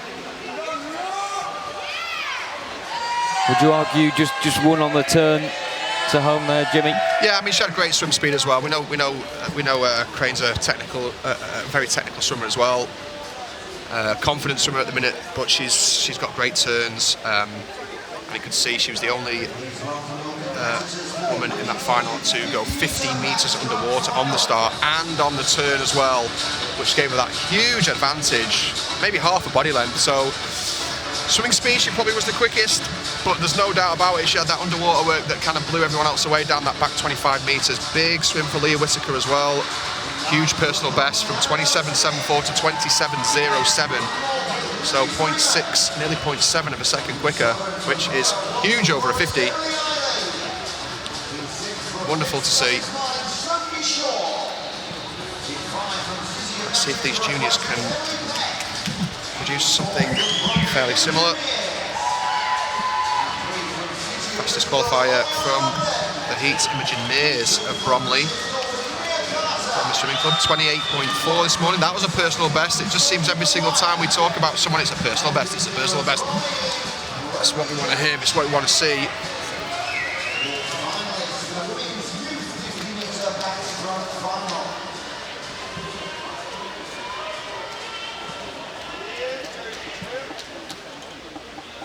Imogen Mears has a big half an hour coming up. She has this race. She'll be part later on of the women's 4x50 medley relay. She'll be leading Bromley in that, and of course Bromley with the quickest qualifiers from heat 1. Massive heat swim for Bromley this morning.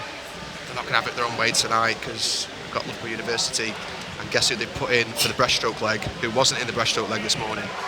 That's right, Jocelyn Uliette. So it's going to be tough for Bromley in that centre, but what can they do? They can only do what they can in the heats, and that was go a 1:54, which puts them in the centre lane. So good luck to them. We'll move back to the pool here now, the women's youth 50 backstroke final. Big turns here again. I mean, you just can't. I can't harp on enough about it. Swimmers, practice your underwater. It's so simple. It's not easy to perfect it. It's not easy to do it, get it right, but it's simple to do it. Say it. Imogen Mears showing her skills, 28.15, winning that youth final. So well done to her and the Bromley Swimming Club.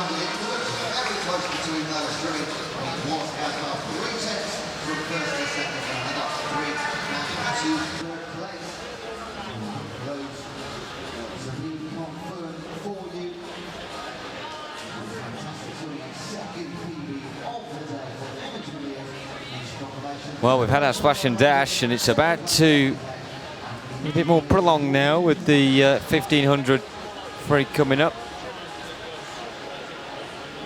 We've had 2 heats of this already today, and now we're on to the final heat.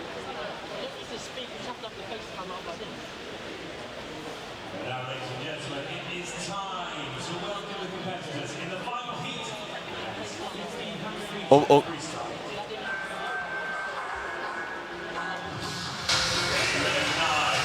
So we're moving on now to the men's open 1500 metre freestyle final heat.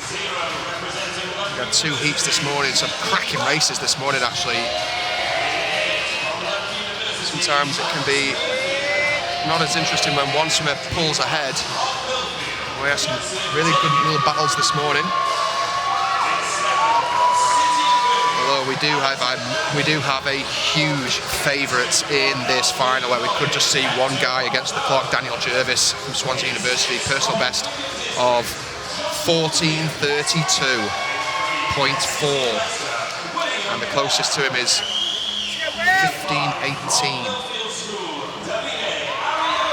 So Daniel Jervis is by far your favourite here.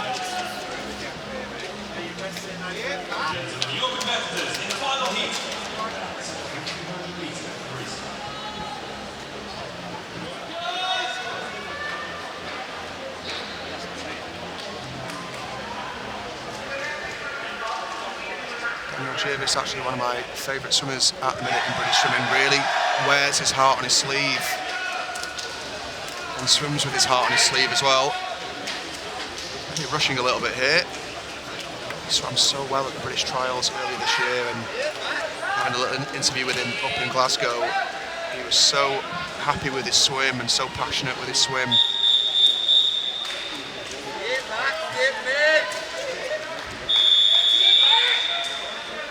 Swims with emotion, swims with passion.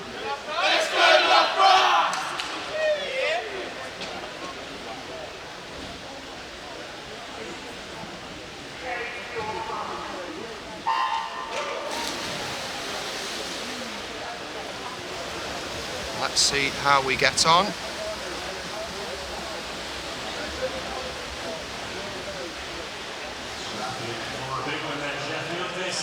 60 lengths of the pool.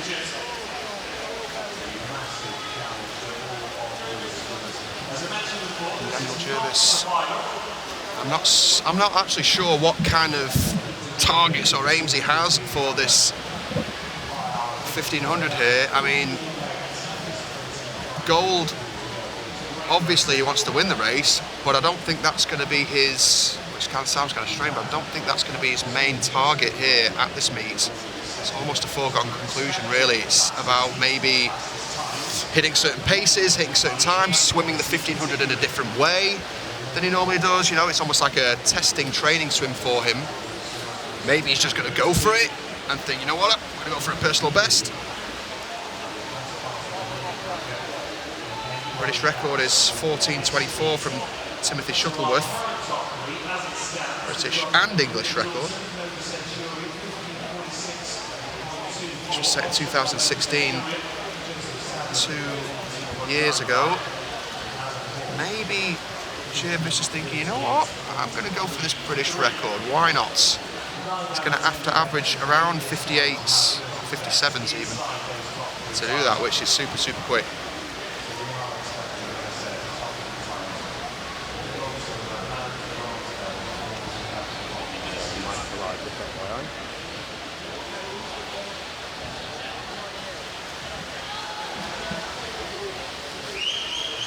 Well, as we see through there, the first 200 of this men's 1500, we'll go back to the studio. Stephen Jameson has a very special guest alongside him for a quick chat over his performances so far this week. Thank you very much, Jono. Well, whilst the 1500 happens behind us, we thought we'd get a bit of an expert in to talk about it. Jay Elliott, 4-time gold medalist at these championships already. Jay, first of all, we have to talk about the medals before we touch on this race. Incredible championships for you so far. You must be on top of the world right now.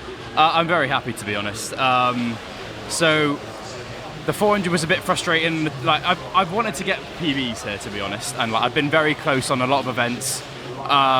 But the only thing that's really been lacking has been my back end, and it's nice to have known that the whole way through. Like I know how I can change that, so it's good. But yeah, I'm delighted with that 200 fly today. Absolutely delighted, and it's my first PB in that event in I think about 2 years, so I couldn't be happier. Yeah, which is amazing to think that you're swimming it towards the end of quite a hectic program that you always seem to swim anyway. And at your more senior age now, relatively speaking, as a swimmer, to still be PBing in that event must give you a lot of confidence heading into what is a really important year, obviously. Yeah, well, exactly. If I'm honest, Russ has been putting me through some hideous fly sets recently. Like every Tuesday night, it's been like 2.5K fly, and I actually really enjoy it. I thought I'd hate it, but like I enjoy like getting the most out of myself on that, and I think that's probably the reason why my fly's coming on so nicely, and it's been feeling great. So I'm really happy with that time. Like really happy to get the PB and all that. Well, when we've spoken to Jimmy about the sort of ethos at City of Sheffield, he mentioned it's been known for a while that the system they have there in place is it's a work hard sort of system. You've really got to graft to earn your place there. And as a swimmer, he always seems to love the distance events, the 15s, the 8s, the 4s. Is that something that almost suits your style? Yeah, definitely, because do you love the pain of it? I kind of do, yeah. Like it's like they always put me through my paces, and like I like racing. I'm my own worst critic when it comes to stuff like this as well. When like in training, like I go away and like think about sets and where I can do better.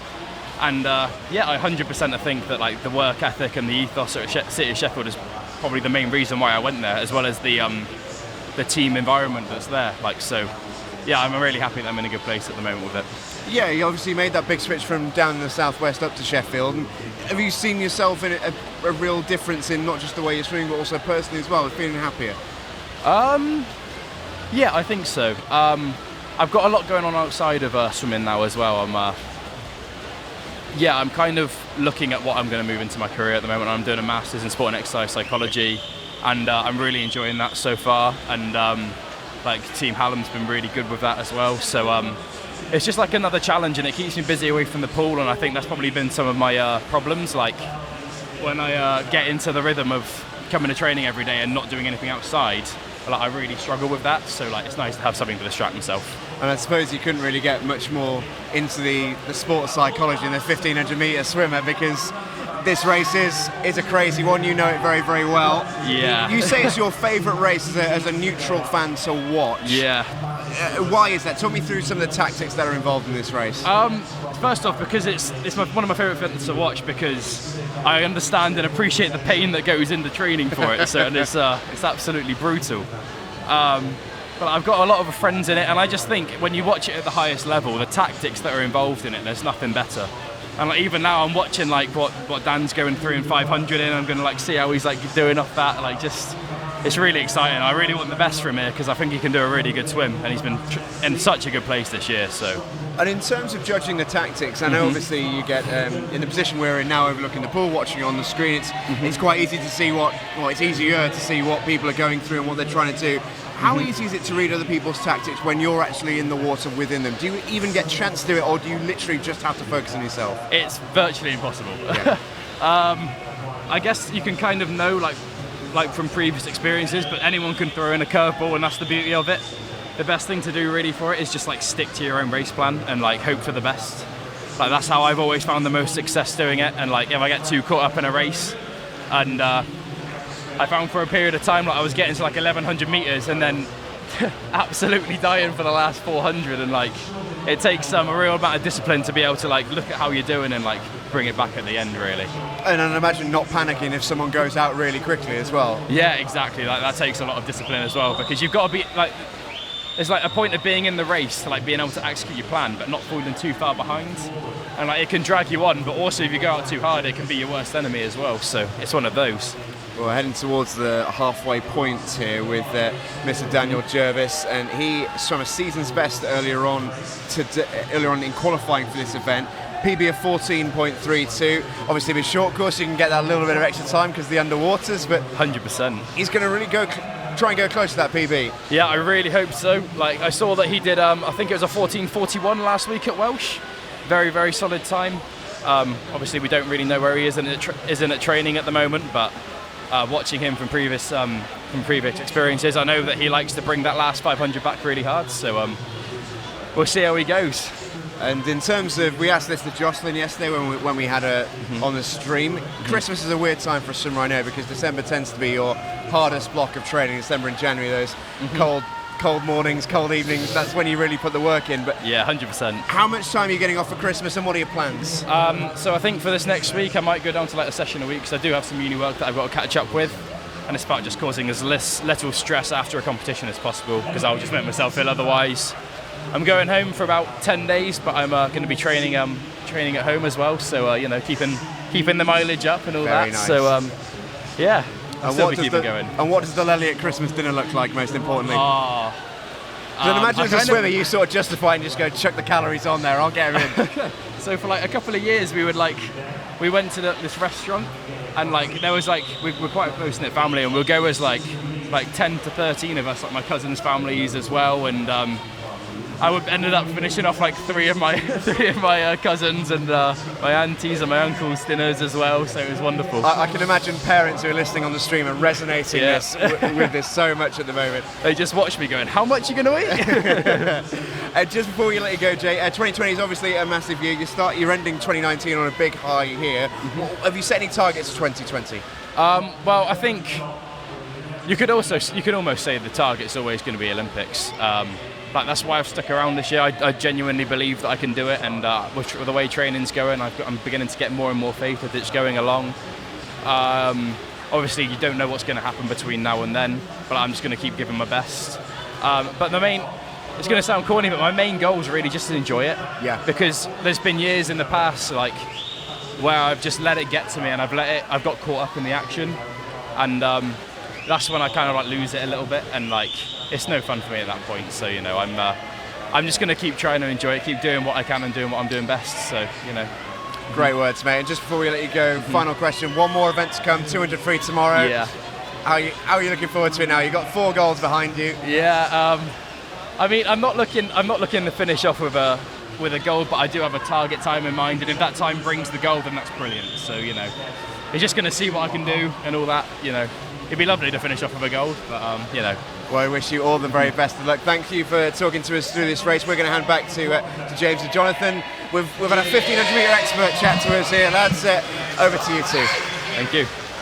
Yeah, thank you very much to Jay Elliott and to Stephen Jameson there, and similar sentiments really from Jay to what we heard from Jocelyn last night at the end there. Yeah, it's all about having fun, isn't it? I mean, it does resonate, and it's with every single swimming. You know, if you're not enjoying your swimming, it will affect your racing. And I know it's another obvious statement, but it is. Sometimes you'll see swimmers and you'll see them race and do solid times. You think they're having a good time, but you know, behind the scenes they're really struggling. And it's great to hear Jay Elliott is in a great place. He talked about he loves racing, and you can see that as well. He loves his racing. He's in a great environment in Sheffield Swimming Club. The perfect environment with the hard work and the team ethos that it's got there. So, and he's obviously at university doing his degree as well, which he sounds like he's putting the work in for that. So he's in a great place. He's got that, he's got the Olympics just kind of in his brain at the minute as well. With Olympic trials is just around the corner. So best of luck to Jay, and just keep progressing forward. I mean, he's swimming so well, so confidently. Just got to take that into training now and push on. Yeah, every challenge that's come in front of him this week, he's surpassed with flying colours. And it is a busy time of your life when you're at Jay Elliott's age. Yeah. You know, you're at that crossroads. Do you keep going with the swimming career, or do you think, right, let's get realistic and go elsewhere? But he knows in the back of his mind he's good enough to try and get to Tokyo next year, and it's great to hear. Yeah, very mature though as well, saying that he's got thoughts on his career as well at the same time, which is a very mature thing to do, a very sensible way of looking at things. So it sounds like he's a bit of a thinker as well, doesn't he? He thinks about his races, he thinks about what he does in training. He said he's his biggest self-own critic, so sounds like he's got a good head on his shoulders, to be fair. Yeah, best of luck to him. And he knows how to swim 1500, which I've got absolutely no idea. I mean, I can only tell you what I've been told. And he's talked about Daniel Jervis, who's way in the lead here. I've kind of lost count at how many times maybe he's lapsed people here, but talked about maybe Daniel Jervis really coming hard down the back 500, and I mentioned that yesterday with Grant Hackett, the Olympic champion, who used to go out quick, and that middle 500 would he'd ease off and then boom it home down that last 500. Maybe that is a popular tactic, because he's talked about Daniel Jervis finishing strong. He went 14:41 at a Welsh meet. Big luck from Jervis there at the board. 200 metres left for Jervis. Yeah, the British champion and the Commonwealth Games silver medalist, doing a superb job in the pool. It's completely him against the clock. We've got his PB down as 14:32. He might not be a million miles away from that either, actually. He might not be a million miles away. He went 14:41 last week at the Welsh. Let's see if he can improve on that. 13:09. 13:09 at the one with 150 left. He's going to go, there's no doubt he's going to go under 14:41. He's going to go under 14:30 something, maybe 14:35, which would be a really strong, solid swim on his own here, really, in this 1500. 100 metres to go. Doesn't need to have a look at this one. He knows there's 4 lengths left. 13:38. So if he comes back in a minute, that's 14:38. He'll come back faster than that. I'm thinking around the 14:35 marker, which is a few seconds just off his best, but for this time of the year, that is a great swim. Yeah, that'd only be around 10 seconds off the British record as well that Timothy Shuttleworth has had for a few years now. Yeah, what a great swim that was. 14:24.00. Seriously quick swim. Well, that's the first bell ring out of the way, and it might be another minute or so before we hear the chorus of bells chime with the rest of the line officials. Yeah, some swimmers are still 6 lengths behind. Here comes Shuttleworth though, bringing it home, big powerful leg kick. He's got that slight limp in his stroke as well, that's very popular nowadays in freestyle. Great finish there, 14:35.78 for Daniel Jervis. 3 seconds off his best time. I think he'll be happy with that though. That's a cracking swim for Jervis. On his own, almost like a time trial. There's the reaction. Big nod of the head from Jervis, big smile. He's pleased with that one. Could be an interesting rest of the race though, this, James, because it's not going William Bell's way, and Hector Pardo is not doing too bad in lane 2. Max Murphy in lane 8 as well of Loughborough. He's looking like he's going to get a PB here as well. So it is Pardo in second, 15:14.27. I mean, that is huge for a PB. 15 seconds. Big personal best time for Pardo. He gives a big nod to his teammates who are behind us as well somewhere. You can hear the cheer. It's a PB for William Bell as well, but just shows you how good Pardo and Murphy were in that. And William Bell's been so busy, hasn't he? As well.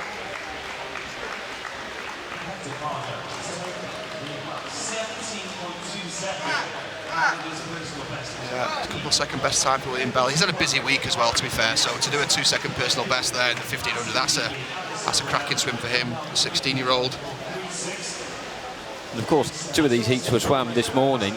This one has been on their minds all day. Yeah. Still to put out the performances like that, it is superb. Yeah, absolutely. Daniel Jervis has had time to catch his breath since he finished his race. He's looking round. Has everyone done? Yes, they have. He has got a superb time on the board.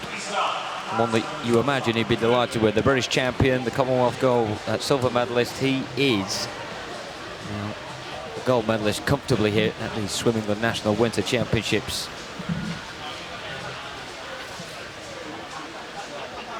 Yeah, it's sometimes hard to see the tactics of a 1500 swimmer when they're that far ahead and lapping people and taking over people. It's hard to see kind of the pacing, and it's easier to see when they're next to somebody. When they're next to someone, you can see when someone tries to break away or make a move.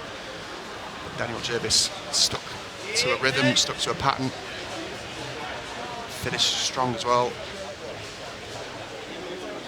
Really just swim with his heart on his sleeve, and whenever you hear him in an interview, he's very passionate about sport. So happy that he's making major competitions part of that British swim team.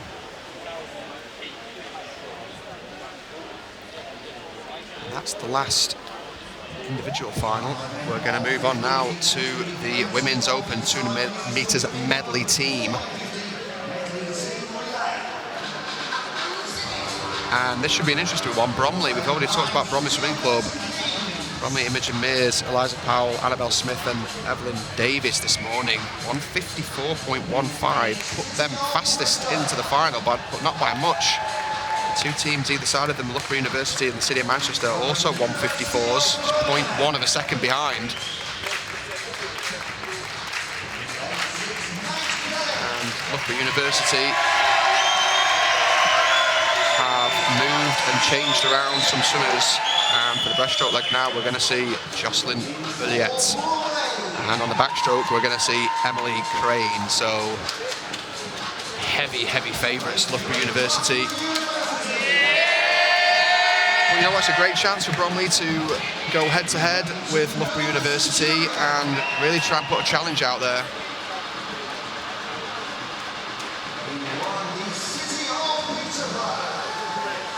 City of Peterborough showing their strength and depth as well. Eve Wright, Beth Dennis, Amelia Monaghan, Mackenzie Wyatt are your 4 swimmers for the City of Peterborough. Leamington Spa making it in lane 0 as well.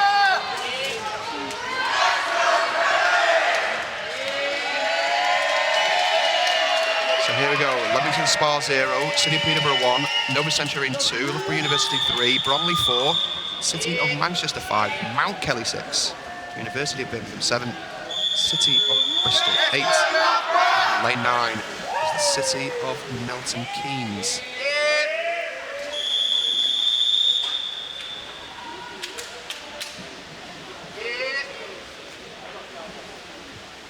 Well, penultimate night of the Swimming National Winter Championships 2019 Super Saturday. Coming to a conclusion with a medley relay and some big hitters out on this opening leg as well on the backstroke, and a really good start in lane 3 from Emily Crane of Loughborough University, who not too long ago was in the pool, probably around 20 minutes ago, and she's back in now, thrust into the heart of the action, and a good start from her and also from Leah Whitaker, the youngster once again grabbing our attention, and she's going to give her teammate Hazel Ostkamp a really good opportunity over the takeover, but Loughborough completing that first 50 metres in the best time. Yeah, there's a strong favourite in Loughborough University, isn't there? It almost seems unfair sometimes when they can switch and chop out a couple of swimmers and replace them with the likes of Emily Crane and Jocelyn Illiet. Well, that's the way it goes. They're the rules. You can do that at the major competitions as well, actually. Commonwealths, Worlds and Olympics. You can swim and rest a couple of swimmers for the final. Weird start from lane 2 there. I'm not sure you're supposed to dive in like that. The legs almost kind of came over the top. Maybe showing a little bit of nerves from the Nova Centurion swimmer. Shame because Nova Centurion did really well on that last 50 metres as well for Kira Fletcher, so we'll see how they progress. Mount Kelly still up there, Caitlin Bergen on the fly. It's going to be very difficult to catch Loughborough at this stage of the race. Emily Barclay extending that advantage now and passing over to Candice Hall to bring this home. It's going to be a ceremonial finish, you would suspect, for the East Midlands club. Mount Kelly have got a solid grip on second. Third is anyone's guess. It looks like that could be City of Manchester, but Bromley aren't giving up that fight. But here come Loughborough. They're going to see out Saturday night with another relay gold. And touching in is Candice Hall. 1:48.63. Mount Kelly bags silver. And is it Bromley or is it Manchester? We'll have to wait for confirmation. It is City of Manchester, pipping Bromley to it by 18/10 of a second. Yeah, Loughborough University always the favourites there. With that team on paper, really tough to beat anyone trying to put up a challenge against those guys. Would have to do something very, very special. City of Manchester Aquatics team looking pleased as well.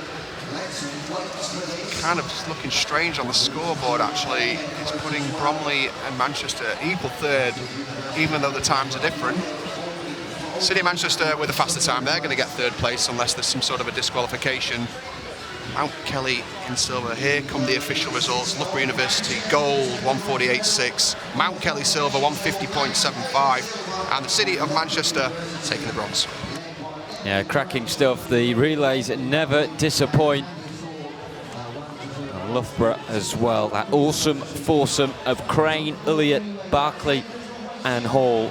Supreme in our final race of the night.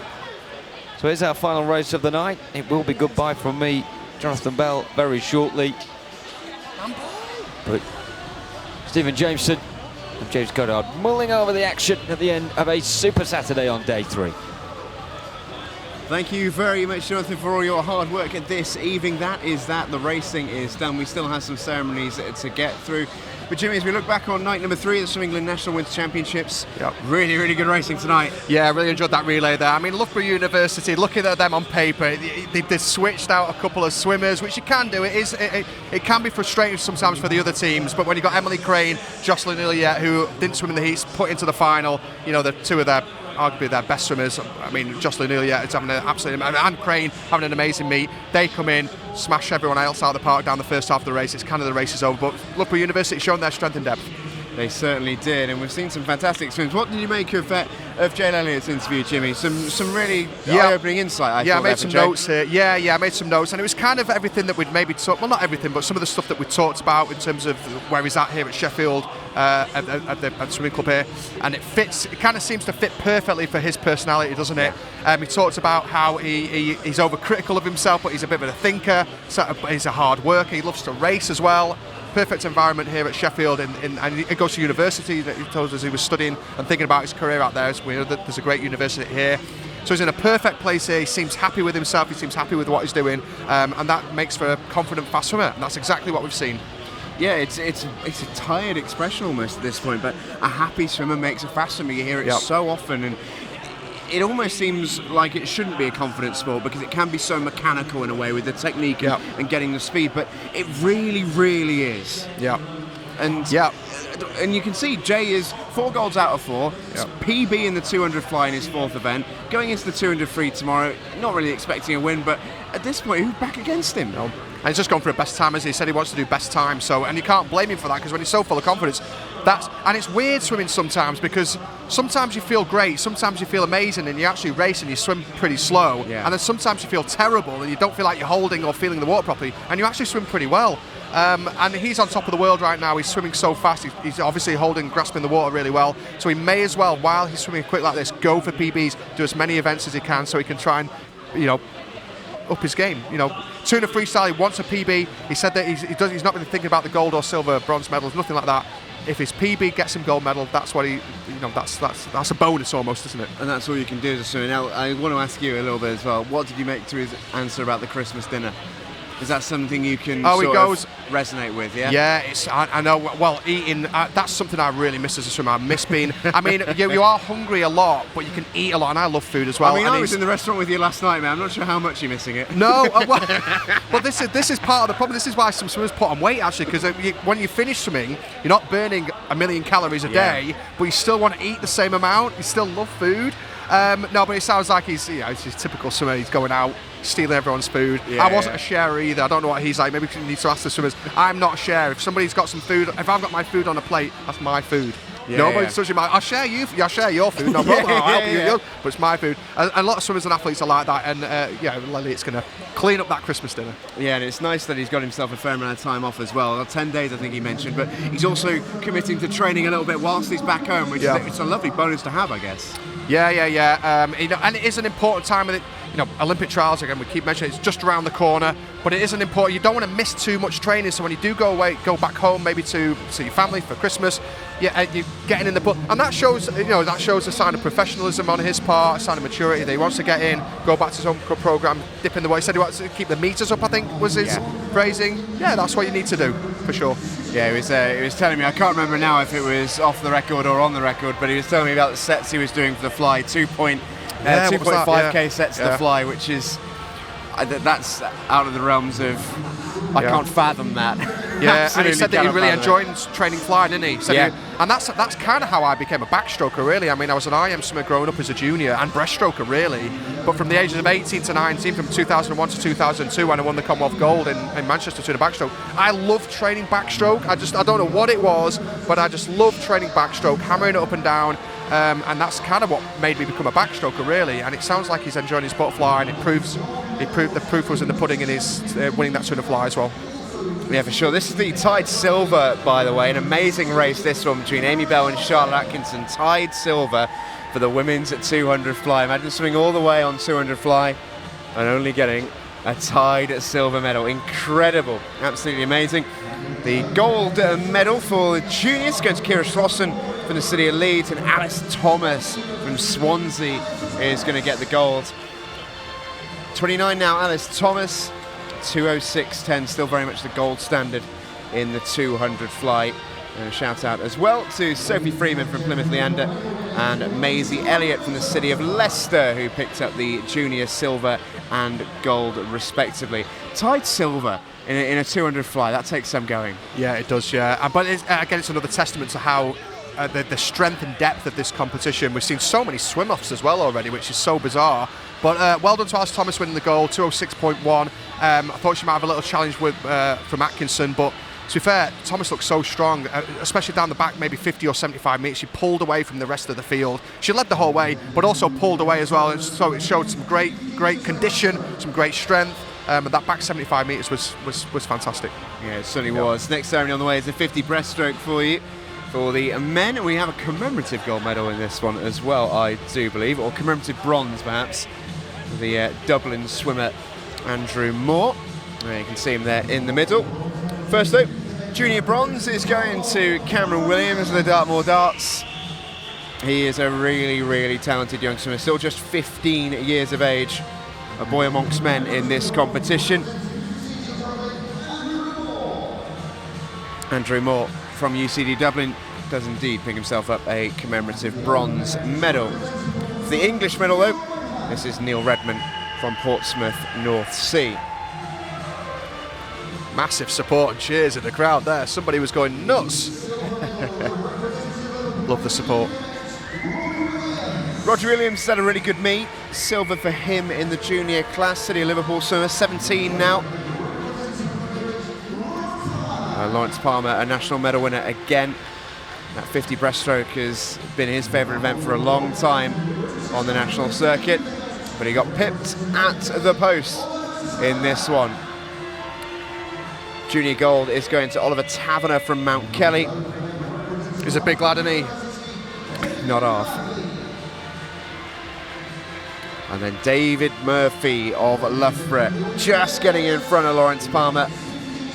Not a lot in it, in fact, just about a tenth of a second. Very, very close race, but another gold medal for David Murphy, who's having a decent meet. Yeah, David, it was Murphy v Palmer, wasn't it, that 50 breast final? And to me, they've got very, very similar swimming speed and turns. And to be fair, they're very similar swimmers. If you look at the personal best times, it's like 0.1 of a second separating the two. It was all on the finish for me. Murphy just seemed to finish on that longer stroke, and it's Palmer. Palmer took that extra little stroke at the end there, and it kind of just staggered his finish a little bit, and it was all on the finish really. I mean, very, very close swimmers in terms of speed and time, and I'm sure they've had loads of battles in the past. They'll have loads more in the future as well. And we seem to have a little bit of time ahead of our next ceremony, but just as a former excellent breaststroker yourself, when it comes to that timing at the wall, how difficult is it to judge it? Because obviously you can go for the big stretch, but then therefore do you lose a little bit of time? Or have you got to try and get as many strokes in before the wall? No, it's not a case as getting as many strokes into the wall, because you don't want to spin on breaststroke. If you start spinning it, you lose that hold and feel. You need to hold that form, hold that stroke. The more tired you get on breaststroke, the more you start to spin. But you've got to try and almost train your brain and train your body to hold that form, hold that stroke. When it comes to starts and turns, you need to kind of think about it maybe 5 or 6 meters out from the wall, and you need to spot the wall, and you'll know how many strokes it is to the wall to get a nice full long stroke to touch. And it might mean just adjusting your stroke slightly to get that long stroke onto the finish or turn. That's the expertise which we have you here for, mate. Lovely to hear. It's just practice. Practice it a million times, you'll get it. And it would be a million times for you as well. Yeah, not far off, yeah. We've got the ceremony here for the women's 50 backstroke. A big congratulations to Team Ipswich's Leah Radzionite, who picked up the bronze medal for the juniors. The silver for the juniors is going to Mount Kelly's Leah Whitaker. Bouncing around the programme, around the podium. She's having a great meet, Whitaker. And Lauren Cox as well, picking up the senior silver. She will also pick up the junior gold too, Lauren Cox. Quick step over and onto the podium she goes. She too is having a very, very good meet. Yeah. But just getting the better of her by 11 hundredths of a second, Emily Crane of Loughborough Uni. Doesn't matter the stroke. If it's a sprint distance, she will back herself. She is quick. Yeah, she's super quick. She's having a great meet. Great underwater work as well from Crane. And if anyone gets a chance to look back at that race, if they look at Whitaker and Crane's starts and underwater work, there's some skills to pay the bills right there. Especially Whitaker, I've got to give a big shout to Whitaker. I mean, I love the way she swims a flying backstroke. Breaststroke's a little bit off, but a flying backstroke is absolutely superb, absolutely great. And if you look at the start on that 50 backstroke, she gets some great lift. Using backstroke wedges, she gets some great lift and height out of the water, and those butterfly leg kicks underwater right to 15 meters. And for a 14-year-old to show that kind of skill and maturity was absolutely phenomenal. Great on the turn as well. Crane a little bit more of an experienced swimmer, so there's, she was the favourite to win that gold medal. But Leah Whitaker taking the bronze in the seniors was a great swim. 14 years of age, she is a big talent coming out of Mount Kelly, and there's a fair few we could say that for. Don't get us wrong. Yeah, Next absolutely. ceremony on the way is for the men's 1500 freestyle. We loved having Jay in the studio to talk us through some of that race. He was so impressed by Daniel Jervis. Yeah. He called his time, by the way, from about halfway through. I called it with 100 to go. I mean, that shows the experience you saw. So he did it halfway. I can do it with 100 meters to go. Yeah, 15:35. Yeah, it was a phenomenal race from Dan Jervis, who looks really, really strong. Never looked like losing the race, but also No, of kept course, that no. consistency all the way through. Yeah, I mean, we may as well put the gold medal. The gold medal won't mean that. It will mean something to Daniel Judd, but it won't be the main thing. It will have been getting in the pool, doing a great time. I think Jay mentioned he went 14:41 at a Welsh meet last week or the week before, and he's just gone 6 seconds faster here. So, I mean, Daniel Jervis, I interviewed him earlier the year. He really wears his heart on his sleeve. The way he talks about his swimming, the way he talks about it. And he was getting really emotional, actually, when he was running at the British Trials when he qualified for the Worlds. He was getting really emotional about it, that he's finally broken onto the team. He'd finally done this amazing swim that he's been training for his whole life. And you could see in the way he swims as well, he wears his heart on his sleeve, not just in an interview, but in his racing as well. There's that big smile. One of my favourite swimmers at the minute, actually, Daniel Jervis. Yeah, very, very happy swimmer, and as we can see, a very, very fast swimmer as well. We still have one more presentation for the relays, and they've given us some good races. We obviously saw a pretty comfortable win for Loughborough in the end, but behind them, the battle for second is just raging every race. Yeah, it's great. And I want to give a shout out to Bromley as well, because Bromley were actually the fastest qualifiers from the heats. Not easy going into that centre lane when you've got City of Manchester and Loughborough University right next to you there, especially when they're doing the switch out and getting those top swimmers in. But Yeah, Bromley, quite a close-knit club, Bromley. yeah, and fair play to them. Showing some strength and depth in that women's team to actually make it, and not just into the final, but fastest into the final as well. So big shout out to those guys. It was close for second place. Loughborough University very dominant though. And as we head in towards the final day of competition tomorrow, the Sunday, what are your thoughts so far on this championship? We've seen 3 fantastic days of competition. British records have fallen, lots of British junior records have fallen. What are your thoughts so far generally? I've been really, really impressed, and I've really enjoyed it. And what's made it, that I know it's exciting is that the sessions go so quick.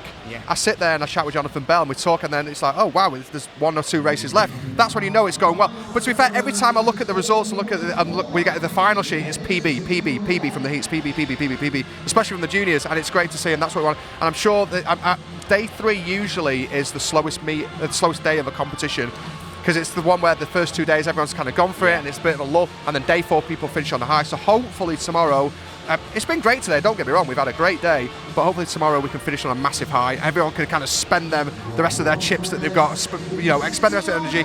They've got Christmas coming up, so they might get a couple of days off here and there, and so they may as well absolutely go for it tomorrow. They will certainly be hoping to do just that. You see our medal presenter there, Dave Metcalf, East Regional President, handing out the medals.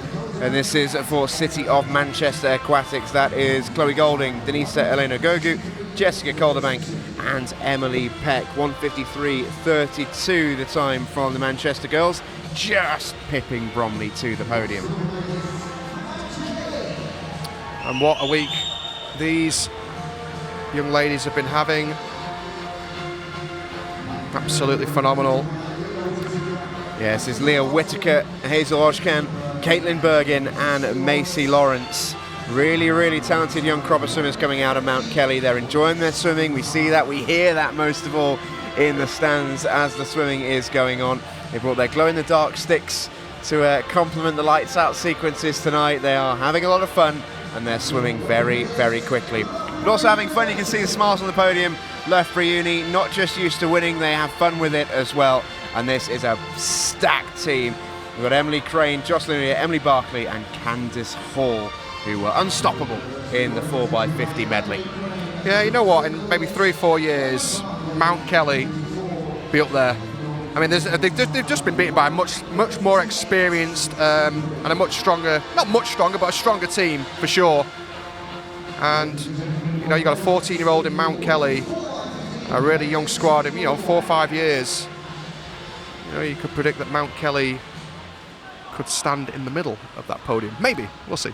Yeah, we certainly we'll see, will. we'll see. Well, ladies and gents, it's been another fantastic night here at Ponsford. Myself and Jimmy have really enjoyed it. We hope you have as well. We only have 1 more day of competition to go before we wrap up for Christmas here in the swimming community. We would love to have you with us tomorrow as well. We are live from 9 o'clock on the stream with the heats, and we'll see you again at 4:30 for the finals. From myself and from Jimmy, a very good night. Good night.